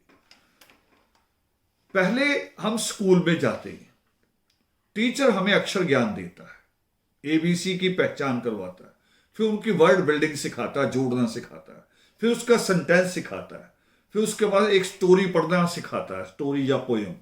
फिर स्टोरी और पोयम के अंदर से क्वेश्चन बनते हैं। आपने कुछ किया ही नहीं, कुछ पढ़ा ही नहीं, वो सवाल करने शुरू कर देंगे आप। और अब जो आया, जो नई स्थिति, परमेश्वर सृष्टिकर्ता वाल्मीकि दयावान का जो ज्ञान है या उनके बारे में जो जानकारी है, वो हजारों सालों की है, लाखों सालों की। मगर बाबा साहब भीमराव अंबेडकर को तो नया है। अब उसके ऊपर भी सवाल। मैं हैरान, बाबा साहब भीमराव अंबेडकर के ऊपर सवाल, और कहां से आ रहे हैं ये सवाल? ये सैफरन, भगवां, ये भगवाकरण से आ रहे। उनको पता है कि अंबेडकर होना क्या है, अंबेडकर विचार क्या है। जानते हैं अंबेडकर होना क्या है? अंबेडकर होना कि 30 करोड़ लोगों में, जिन 7 करोड़ लोगों का नेता भी अपने आप को कहा, उनमें से भी 7 साथ नहीं थे। 7 करोड़ में से 7 भी साथ नहीं थे, और तब भी वो अकेला 30 करोड़ के आगे खड़ा हो गया। 30 करोड़ के आगे अकेले खड़े हो जाने का नाम अंबेडकर है। और उस पे सवाल, और 30 करोड़ के आगे वो खड़ा होता है, आज के नेताओं की तरह नहीं, जो नेता इसलिए बनना चाहते हैं कि एक छोटा मोटा गैंग बना लेंगे, गैंग के थ्रू पैसा कमाएंगे। गैंग ही है। अगर सही से ईमानदारी से आप अपने अपने संगठनों को देखने की कोशिश करोगे तो हमने गैंग बना रखी। वो सारे संगठन, ये देखो कि वो अपने अपने मेंबरों से पैसा इकट्ठा करके प्रगट दिवस मनाते हैं या बाजारों से पैसा इकट्ठा करते हैं। जो बाजारों से, बड़े बड़े पूंजीपतियों से, चाहे वो अंदर के या बाहर के हैं, सूदखोरों से पैसा लेने अगर जाते हैं तो फिर वो गैंग ही। जिनके पास अपना कंट्रीब्यूशन नहीं है। मैं किसान आंदोलन की बात कर रहा था अभी पहले चैप्टर में। किसान आंदोलन में पूछा गया कि ये जो आप सारे इंतजाम कर रहे हैं, ये कहां से? वो कह रहे हम अपना 10वां हिस्सा निकालते हैं अपनी कमाई का, हमें गुरुओं की तरफ से ये हुक्म है, हम वही 10वां हिस्सा जो निकालते हैं, आज वही हमारे काम आ रहा है।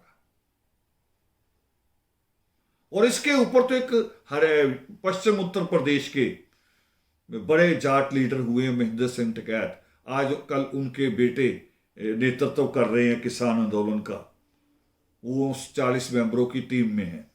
उन्होंने अभी सवाल उठा दिया इसी के ऊपर कि गुरुद्वारे से खाना आ रहा, गुरुद्वारे से चाय आ रही, गुरुद्वारे से हर सुविधा आ रही है, जहां मंदिरों में दूध चढ़ रहा है वहां से क्यों नहीं कुछ आ रहा? वहां से तो चाय का एक कप भी नहीं आया।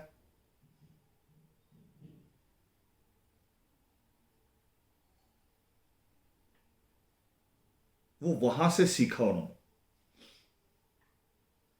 तो मैं उसी आंदोलन का इसलिए कह रहा था कि उस आंदोलन से बहुत कुछ सीखने की जरूरत है। वो 10वां हिस्सा देते, उससे आंदोलन चल रहा है।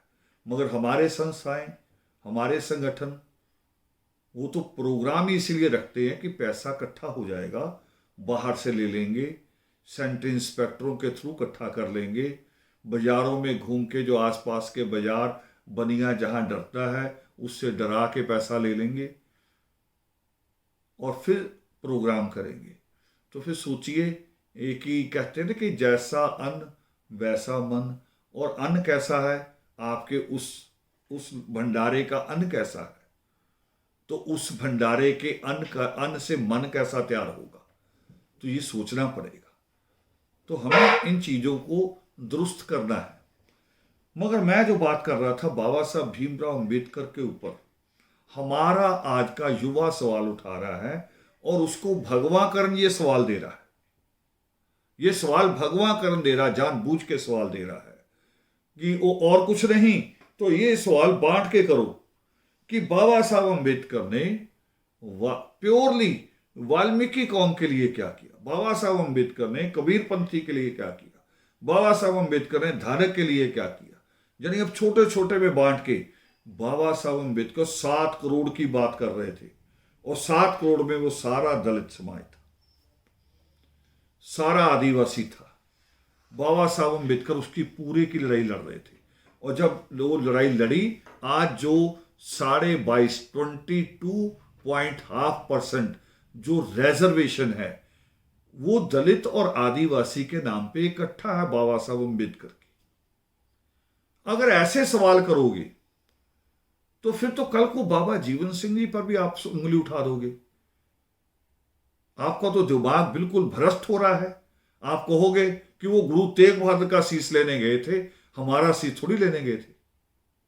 आप तो बड़े अजीब सवाल खड़े करने शुरू कर रहे हैं। और फिर मैं आपसे सवाल करता हूं कि आप जो सुबह उठते ही शायद रात को दुआ करके सोते हो कि कल सुबह उठते ही कोई ना कोई घटना हो जाए, कोई किसी मनीषा को मार दे, कोई किसी और का कत्ल कर दे, कोई हमारे घरों को आग लगा दे और हमें फिर लड़ने का मौका मिल जाए, हम फिर आ जाएं कि ये देखो टीवी में ऐसे बोल दिया हमें और ऐसे बोल दिया, आओ सड़कों पे लड़े। फिर उनके लिए आप क्यों लड़ रहे हैं?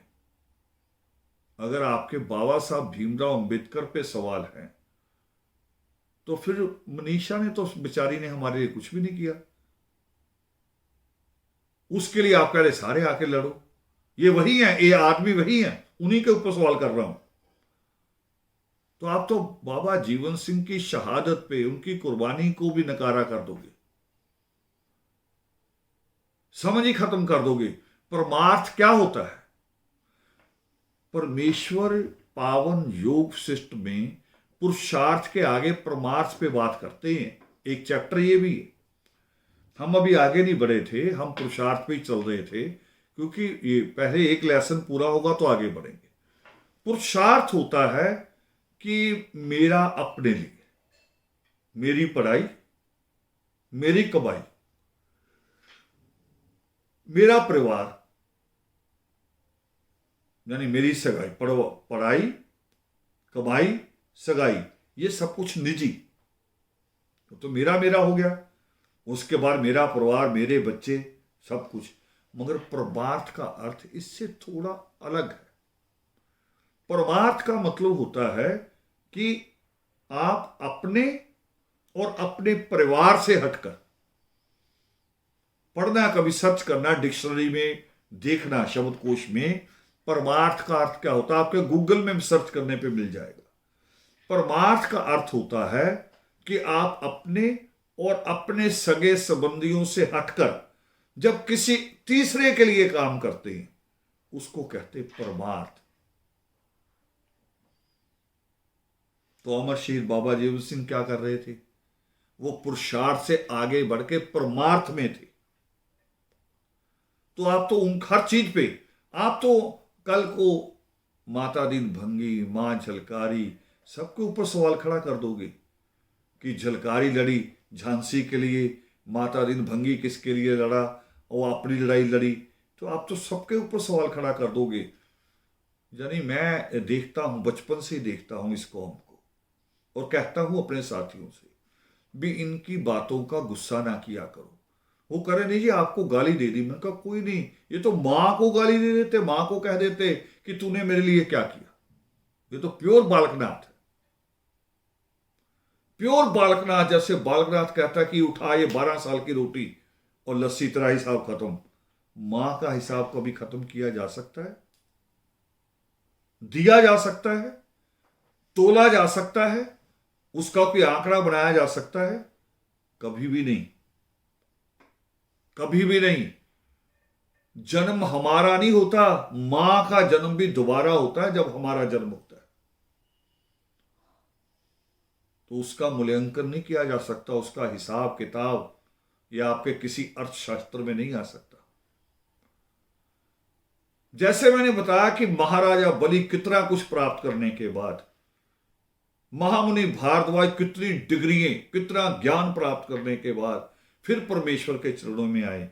बाबा साहब भीमराव अंबेडकर ऐसे यूनिवर्सिटी से पहली पीएचडी की डिग्री ली जहां जाने को आज भी लोग तरसते हैं, कोलंबिया यूनिवर्सिटी अमेरिका की।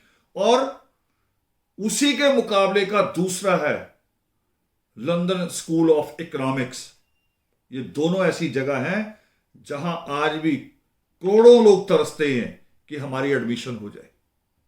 हम वहां, लोग तो उसको देखने में, उसके गेट पे खड़े होकर सेल्फी लेने की भी इच्छा रखते हैं कि सेल्फी ले लें कि मैं उस विश्वविद्यालय के बाहर खड़ा हूं। और बाबा साहब अंबेडकर वहां से डिग्री लेने के बाद, और एक नहीं अनेकों, अंतिम समय तक तो उनकी 32 डिग्रियां हो गई थी।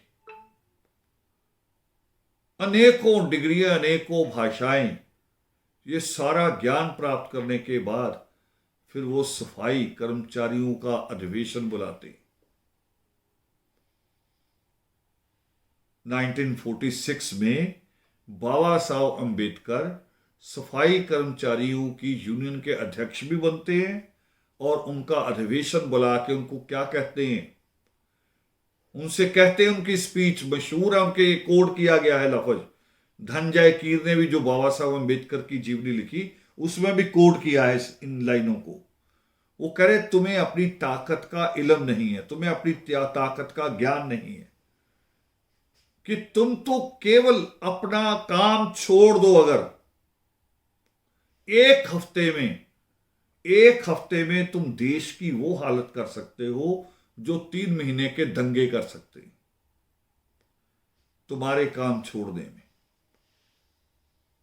मगर ये तो बीच में हमारा आंदोलन किसान आंदोलन से बड़ा हो सकता है, मगर अब जो हमारे बीच में तो दलाल पैदा हो गए हैं, सूदखोर ही लीडर बन गए हैं। सूदखोरों का कब्जा सफाई कर्मचारी यूनियनों के अंदर है, या वो खुद प्रधान बन गए हैं या प्रधान के घर का खर्चा चलाते हैं। तो सफाई मजदूर आंदोलन कामयाब नहीं हो पा रही। कितने लोग सीवर में डूबे मरे, सफाई कर्मचारी यूनियन को, अध्यक्ष को कोई मतलब नहीं है, कौन लड़ ही नहीं सकते हैं। या लड़ने का फिर तरीका होगा जो बाबा साहब अंबेडकर ने ही कहा, जिसके अभी पहले पड़ाव पे हम काम कर रहे हैं, कि पहले शिक्षित हो जाओ। तरीका फिर ये होगा, फिर तरीका यही होगा कि जो बाबा साहब भीमराव अंबेडकर कहते हैं कि पहले शिक्षित हो जाइए, और शिक्षित होने के बाद फिर संगठित होइए, तब भी संगठित होना पड़ेगा। और फिर उसके बाद आप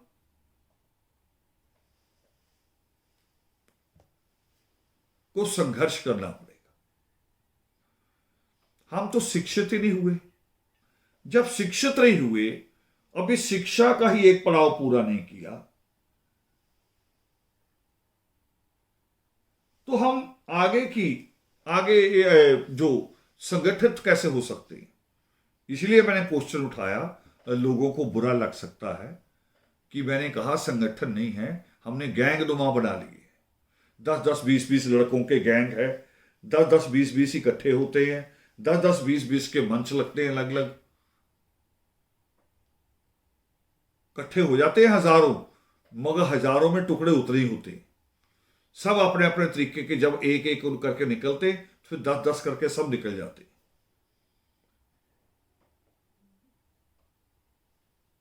और खुद फिर एक नया संगठन बनता है फेसबुक पे रोज नया। वो कहता हम कौम में एकता के लिए बनाया। भी जब 1000 संगठन है, आपने 1001 कर दिया, एक और बढ़ा दिया, आप कैसे कर दोगे? और आपके पास इल्म क्या, आपके पास अनुभव क्या, आपके पास तालीम क्या? कुछ भी नहीं। एक लाइन सीख ली, और करते क्या हैं, फिर वही सारा कुछ होता है जो पहले कर रहे हैं। और मैं कह रहा हूं, मैं बड़ी खुशी के साथ कहा, क्योंकि आदमी को अपनी कमियों को भी ध्यान में रखना चाहिए। मैं अभी एक परिवार में था 2-3 दिन पहले फिरोजपुर। मैंने उस परिवार में बात की कि अगर 20 साल पहले मैं योग शिष्ट लिखता,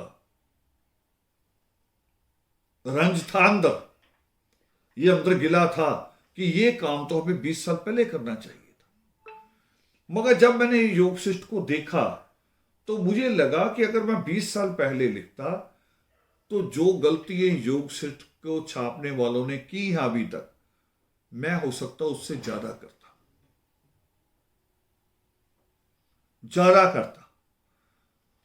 और खुद परमेश्वर ये बात कहते हैं, मुझे योग शिष्ट ने ही सिखाई ये बात। परमेश्वर कहते हैं कि जो शास्त्रों से आप पढ़ते हो, जो गुरु से सीखते हो, उससे भी आपको आत्मज्ञान प्राप्त नहीं होता, ये आत्म अनुभव से होता है, अपने एक्सपीरियंस से। तो अब जो 40 साल का अनुभव है सामाजिक काम को करने का, अब वो अनुभव मुझे साथ साथ काम आ रहा है। 40 साल मैंने बस्तियों में भी घूमा हूं, छोटे छोटे बड़े घरों में भी गया हूं, और मैं स्कूल से लेकर यूनिवर्सिटी तक भी गया हूं, विद्यार्थी से लेकर प्रोफेसर तक को भी मिला हूं। तो वो सारा ज्ञान जो है वो आज मेरे काम आ रहा है, मुझे समझने में, एक एक लफ्ज का अर्थ समझने में। क्योंकि ये लफ्जों के अर्थ कहीं किताबों में कुछ और हैं, डिक्शनरी में कुछ और हैं, मगर जिस संदर्भ में परमेश्वर ने कहे वो कुछ और हैं। तो उन संदर्भों को समझने में 40 साल का जो अनुभव है वो काम दे रहा है। मगर हम एक जड़ता में जो लोग बैठे हैं वो कौम का भला नहीं कर रहे हैं, वो कौम का नुकसान कर रहे हैं। मुझे मेरे साथियों ने कुछ कहा थोड़े दिन पहले, वो कह रहे आप रोज योग शिष्ट का वो एक श्लोक लिख देते हो। मैंने कहा जो मुझे समझ में आ जाता है, जिसका अर्थ, जिस पे गारंटी हो जाती कि मुझे इसका अर्थ पता है अब, तो वो मैं भेज देता हूँ, उसको जारी कर देता हूँ। वो कह रहे ऐसा ना करो। मैं कहा क्यों? कह रहे फिर इन सारे श्लोकों को इकट्ठा करके कोई और सारा ज्ञान अपना छाप लेगा। तो मैंने कहा इसमें नुकसान क्या है? हम यही तो चाह रहे हैं कि पूरा संसार पावन योग शिष्ट को माने, सारा संसार इसका अनुसरण करे। अगर इस ज्ञान को गुप्त रखना होता तो परमेश्वर या तो महाराजा बलि को ज्ञान देते या भारद्वाज को देते, वो दोनों तरफ ज्ञान नहीं देते। उन्होंने आर्या कुल के आदमी को भी ज्ञान दिया और दैत्या कुल के आदमी को भी ज्ञान दिया। ज्ञान तो बांटना ही होता, ज्ञान को किसी बॉक्स में बंद करके नहीं रखा जा सकता। यह मूर्खतापूर्ण बात हमारे उससे बाहर जाती है। तो मुझे लग रहा हम समय के करीब पहुंच रहे हैं, मगर मेरा अभी सब्जेक्ट एक बाकी था, तो मैं कोशिश करता हूं कि उस पर हम बात करें। तो जो दोबारा हम फिर पावन उस पे जो बाबा साहब अम्बेडकर की बात, कि बाबा साहब अम्बेडकर इतनी सारी डिग्रियां और डिग्रियां नहीं, अपने 4 बच्चे कुर्बान किए, इसलिए हम उनको कहते वंशदानी। किसी ने कोई बच्चा कुर्बान करना तो क्या, मैं तो ये देख रहा हूं कि किसी राजनीतिक पार्टी का जो सबसे निचला प्रशासनिक पद माना जाता राजनीति में, वो पार्षद काउंसलर का होता है, या गांव में पंच सरपंच मान सकते हैं। पंच सरपंच सिर्फ आपके घर में, पार्षद केवल आपके घर में पानी पीने आ जाए, चाय पीने आ जाए, आप उसके लिए अंबेडकरवाद, परमात्मा वाल्मीकि की बात, सब कुछ छोड़ने को आप तैयार हो जाते। कई लोग ऐसे हैं, देख रहा हूं मैं। पूछो तो बहुत राजनीतिक समझा करे, मैं तो एडवोकेट हूं। मैंने ला किया है, और देखता हूं मैं कि केवल केवल छोटे से लालच के लिए वो बाबा साहब अंबेडकर के पूरे आंदोलन के खिलाफ खड़े होने को तैयार है, और बाबा साहब की मूर्ति के नीचे खड़े होके, उनकी मूर्ति के नीचे खड़े होके उनके आंदोलन को छोड़ने को तैयार है, और नाम भी लेते रहेंगे। यानी हमारा जो वर्क है बहुत पेचीदा है, बहुत मुश्किल है, हमें बहुत मुश्किल से। तो मैंने कहा अपने साथियों से ज्ञान नहीं रोकना, बल्कि मैं तो आजकल और काम भी कर रहा हूं। जो लोग अलग संगठन चला रहे हैं, मगर हमारे साथ थोड़ी सी जय वाल्मीकि अगर उनकी है, क्योंकि बाकी तो संगठन चलाते ही जय वाल्मीकि बंद कर लेते हैं, वो कह रहे हम अलग हैं, ये अलग है। मगर जो लोग संगठन चला रहे हैं और जय वाल्मीकि रखते हैं, मैं खुद भी शुरू कर लेता हूं। तो मैं तो अगर ऐसे बच्चों से भी बात करता हूं, भले वो अलग संगठन चला रहे हैं, मगर अगर उन्होंने कोई मिस्टेक की है तो मुझे लगता है कि ये मिस्टेक उनकी नहीं, पूरी कौम की है, पूरी कौम के नाते मेरी भी है। और मैं तुरंत उनको फोन करता हूं, मैसेज करता हूं, बेटे ये लाइन गलत है, ये बात गलत आ गई, इसको हटाना पड़ेगा, हम इसे ऐसे। मैं इस पे खुश नहीं होता हूं कि होने दो। और बहुत लोग सुन रहे होंगे आज मेरे इस अनुभव को, जिनके साथ मैं बात करता हूं, उनके अलग संगठन है, मगर उनकी गलतियों को रोज रोकता हूं कि ये ऐसे नहीं करना, इसे ऐसे करना है। नहीं तो मैं भी अपने मन में पाप पाल सकता हूं कि इनको तो गलत ही करने दो। पर मुझे पता है कि मुझे जवाब परमेश्वर को देना है, मुझे जवाब इनको नहीं देना, उस परमेश्वर को जवाब देना है। तो अंतिम बात मैंने करनी है, क्योंकि हम इस वक्त काम कर रहे हैं पावन योग शिष्ट पे। पावन योग शिष्ट में काम करते करते हम आगे बढ़ रहे हैं, बहुत सारी चीजें देख रहे हैं। बस क्योंकि इस समय हमें इजाजत नहीं दे रहा है, हमने पाठ भी करना है, बिल्कुल एकदम उसी समय पे हमें पाठ करना है। हालांकि हमें जो शुरुआत करते हुए हम 1-2 मिनट लेट हुए हैं, मगर पाठ हम योगिमा पाठ बिल्कुल दुरुस्त समय पे करना चाहेंगे। तो जो बात पावन योग शिष्ट के बारे में मैंने बार बार कही, हमने कई बार लिखी भी फेसबुक पे, कि जितने विद्वानों ने, संसार के जितने विद्वानों ने पावन योग शिष्ट को पढ़ा है, उसका मनन किया है, चिंतन किया है, उन सब ने एक बात बहुत बहुत ही अच्छे तरीके से, पूरी ईमानदारी से, शिद्दत के साथ कही है कि जो योग शिष्ट में ज्ञान है वो बाकी सारी दुनिया में मिलेगा, सारे ग्रंथों में मिल जाएगा। और जो योग शिष्ट में नहीं है, जहां योग शिष्ट का फुल स्टॉप लग जाता है, उसके आगे कुछ है ही नहीं। ये बहुत बड़ी बात है, बहुत बड़ी बात है। और मैंने इसी को देखा है, इसी को देखा है कि जो पावन योग शिष्ट में बात आती है, या हम जो नित्यनेम में पाठ करते रहे हैं कि ई कहे ईश्वर उस पर दयाल, जो सिमरे वही एक अकाल। तो हमारे साथ ही एक हंसी मजाक में बात हो जाती थी कभी, तो हंसी मजाक में वो एक शब्द बोल देते थे, अल्हम्दुलिल्लाह। तो मैंने एक दिन देखा भी, इसका अर्थ तो देखे, हंसी मजाक में होती है बात, अल्हम्दुलिल्लाह इतना ही नहीं है, वो शब्द है अल्हम्दुलिल्लाह ही रसूल आप। ये है क्या?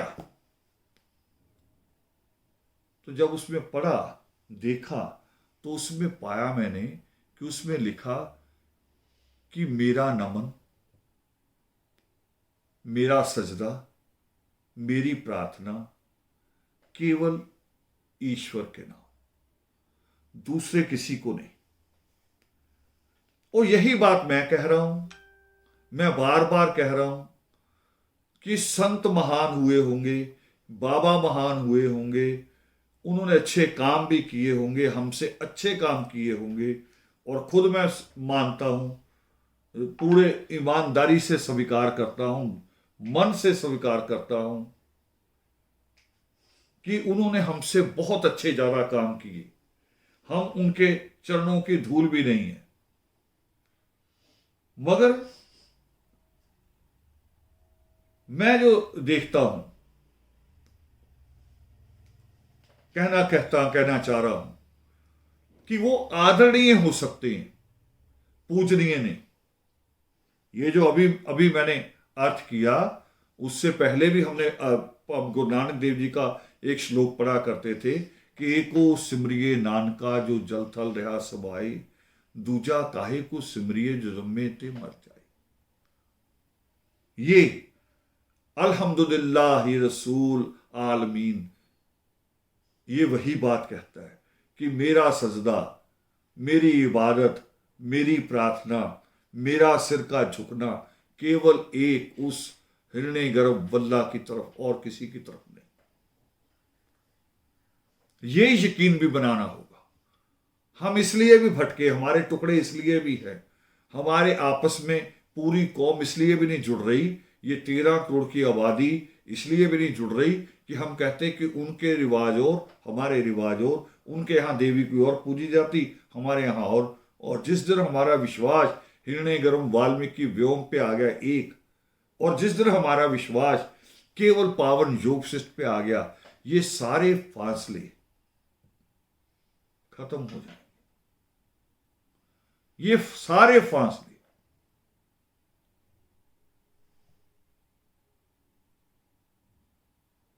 और पूरी कौम एक हो जाएगी। यही तो सवाल है ना नौजवानों का, आज युवाओं का, कौम को एक करना, कौम को एक करना। अभी समय बिल्कुल इजाजत नहीं दे रहा, तो मैंने कुछ दिन पहले 2 जगह कहा है, 2 जगह कहा मैंने। एक शायद मैंने पुरुषार्थी जी थे, उनके बच्चे का जन्मदिन था 26 मोक्ष का, मैंने वहां बोला है। फिर उसके बाद फिरोजपुर में आके बहुत तफसील के साथ मैंने 28 तारीख को बोला है। दोनों वीडियोस यूट्यूब पे रखे हुए हैं, जिसमें मैंने बताया भी कौम में एकता गुरु गोविंद सिंह जी किस तरह से करते हैं। उनके 10 गुरु हुए, अगर गुरु गोविंद सिंह जी ना बांधते तो सिखों के 10 पंथ होते, बटे हुए होते वो। और आज एक सवाल आया फेसबुक पे, हमारे साथी है रोपड़ से, उन्होंने सवाल लिखा कि 2% सिख हैं, 2% सिख उन्होंने पूरे देश की सरकार हिला रखी है। तो मैं उसका जवाब देना चाहता हूं अपने साथियों को कि वो तो फिर भी 130 करोड़ का 2% है। कुशलव तो केवल ही 2 थे, केवल 2 थे कुशलव, और उन दोनों ने राम, उसके परिवार, उसकी सेना को मिट्टी में मिला दिया था। ये तो पूरे 130 करोड़ का 2% है, बड़ी गिनती बनती है। और फिर अब तो उसमें दूसरा भी और भी बहुत, हरियाणा का, पश्चिम उत्तर, हर स्टेट का किसान शामिल हुआ है, और हमारा बहुत बड़ा हिस्सा उसमें शामिल है। मगर किस तरह से हिलाया था, किस तरह से कुशलव ने जीत प्राप्त की थी, कि उनका ईमान एक जगह था। मैंने आज अपनी बात शुरू की थी यूरोप के एक संत से, गुरजेफ से, और गुरजेफ का तरीका मैंने बताया था भी कैसा था।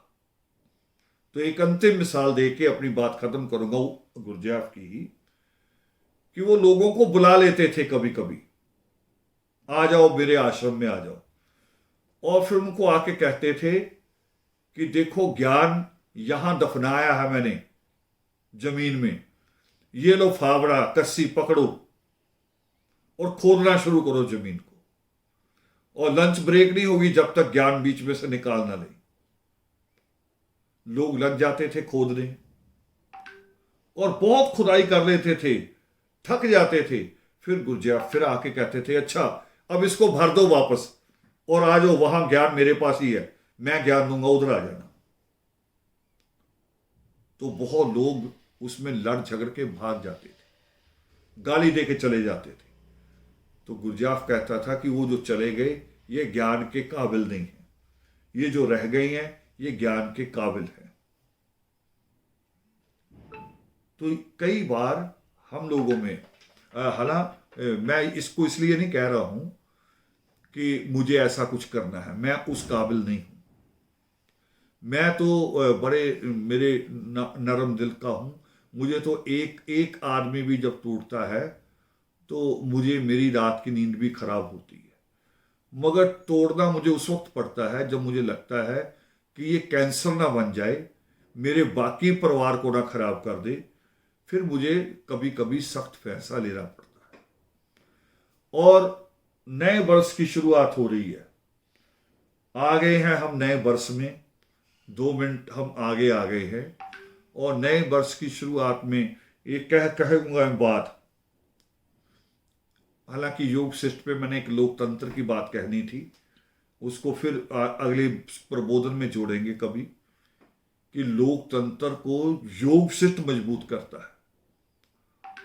इसकी बुनियाद योग शिष्ट में, लोकतंत्र की, डेमोक्रेसी की। मगर मैं बात खत्म करनी है नए साल पे, नई दुआओं के साथ, नई उम्मीदों के साथ, कि हमारे मन में किसी के लिए कोई पाप नहीं है। छोटे छोटे शिकवे शिकायतें होती हैं, और वो शिकवे शिकायतें दूसरों के मनों में भी हो सकती हैं, हमारे प्रति गलतियां हमसे भी हो सकती हैं, हुई होंगी। बहुत सारी गलतियों का इल्म भी होता है हमें, अपनी अपनी गलतियों का, और हमेशा अपनी गलतियों का इल्म रखना चाहिए, रखते भी हैं। बहुत सारी चीज़ों में मैं अपने आप को आलसी पाता हूँ, कमज़ोर पाता हूँ, और फिर कोशिश करता हूँ उठने की कि करूँ। तो बिल्कुल समय बराबर हो रहा है, और इस दुआओं के साथ हम आज की इस बात को ख़त्म करेंगे। एक लाइन पढ़ूंगा बस आज की इसके साथ, कि हक के रास्ते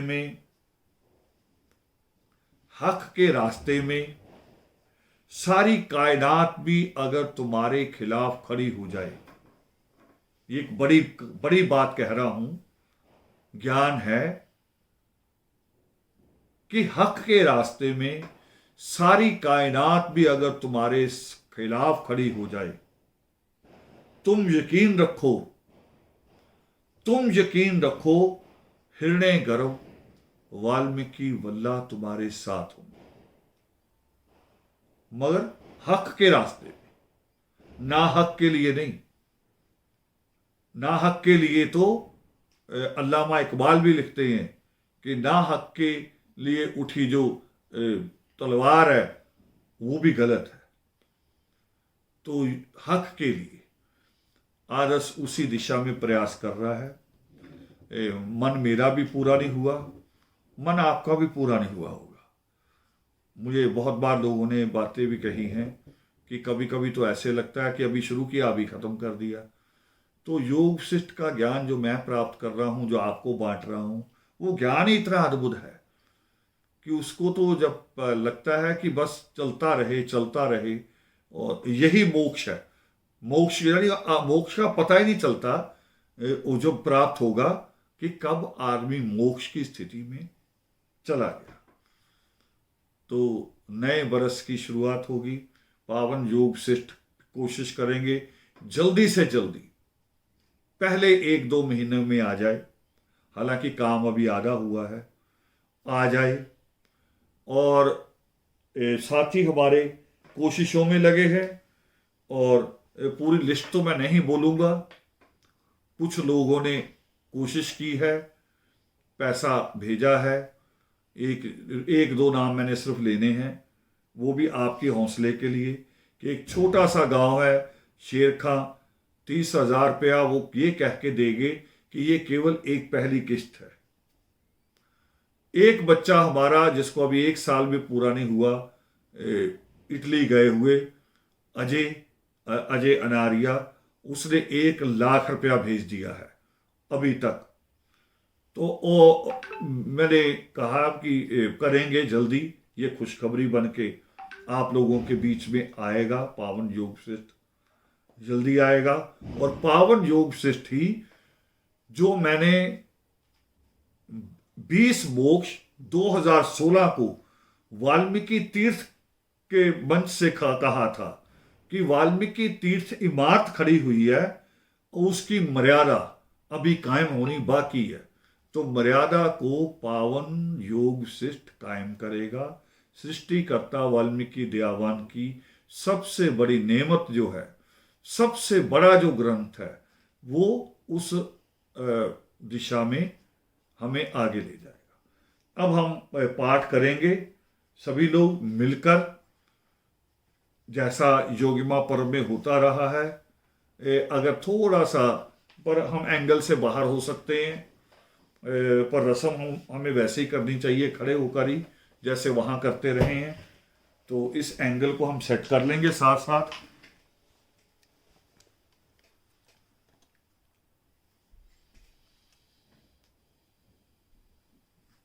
सभी लोग बोलेंगे साथ साथ, आप लोग अपने घरों से, क्योंकि ये इस आकाश में, इस ब्रह्मांड में ये आवाज जरूर गूंजती रहेगी और जरूर कहीं हमारी आपस में आके मिलेगी।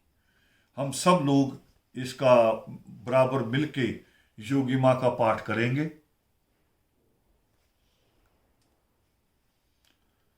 योगिमा समे वरमेश्वर, हम बैठे हैं द्वार, हाथ देकर राखना विनती बारंबार।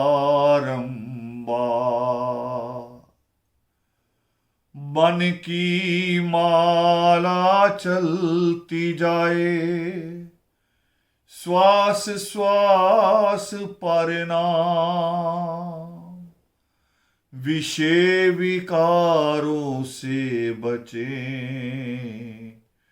मन बने तुम्हारा राम।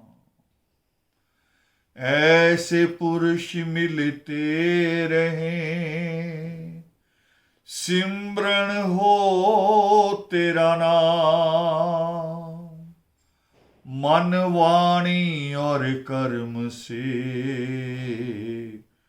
करें सदा शुभ काम। सकल जगत के नाथ जी, दीजो हमें वरदान, शांति और संतोष दो, बख्शो गूढ़ गया। साध संगत होती रहे, काया शुद्ध हो जाओ, भूले ना वाणी तेरी, स्मृति ऐसी आओ। थाली लेकर हाथ की, बीच में बंद ना धो, प्रसाद तेरा गुणगान है, संगत तुमरारू। वाल्मीकि सतनाम को जो सिमरे मन लाए, सच्चे नाम के जाप से भव सागर तरया। पढ़े सुने जो योगी माँ, देकर पूरा ध्यान, उन पर दाता वाल्मीकि जी होते हैं दयावान। उन पर दाता वाल्मीकि जी होते हैं दयावान, होते हैं दयावान, होते हैं दयावान। सर्वोत्तम दिन आज, सबसे उपयुक्त समय अभी, सबसे बड़ी आवश्यकता सामान्य ज्ञान, सबसे विश्वसनीय मित्र अपना हाथ, सबसे बड़ा पाप भय, सबसे बड़ी भूल समय का अपव्यय, सबसे बड़ी बाधा अधिक बोलना, सबसे बुरी भावना ईर्ष्या, सबसे बड़ा दरिद्र उत्साहहीन, सबसे बड़ा भाग्यशाली कार्यरत। हे विश्वेश्वर, आप वरम और विशिष्ट हो, अर्थात उत्तम व खास हो, हमें भी वरम व विशिष्ट बनाए। हे वरम पिता, आप सृष्टि के आदि और अनंत हो, हमें भी ऐसे सद्गुण प्रदान करें। हे आदि अनादि, आप लोक परलोक के रचयिता हो, हमें भी अपने परिवार, जाति, कौम, देश व विश्व की रचना करने की शक्ति प्रदान करें। हे लोक परलोक रचयिता, आप मुनिनाथा हैं, हमें भी मनन की शक्ति प्रदान करें। हे मुनिनाथा, आप ईश्वर हो, हम पर भी शांति, पवित्रता, सुख, समृद्धि, ज्ञान, विज्ञान तथा कला रूपी ईशों की अमृत वर्षा करें। हे ईश्वर, आप इच्छा पूर्तिक हो, हमारी भी इच्छाएं पूर्ण करें, हमें भी अपने परिवार, जाति, कौम, देश व विश्व की इच्छाएं पूरी करने की शक्ति प्रदान करें। हे इच्छा पूर्तिक, आप कल्याण करता हो, हम सब जीवों का भी कल्याण करें। समस्त गुणों के भंडार, सृष्टिकर्ता वाल्मीकि दयावान, आप अपने अच्छे व प्यारे गुणों की हम पर वर्षा करें, ऐसी हमारी प्रार्थना है। स्वीकार करें, स्वीकार करें, स्वीकार करें, स्वीकार।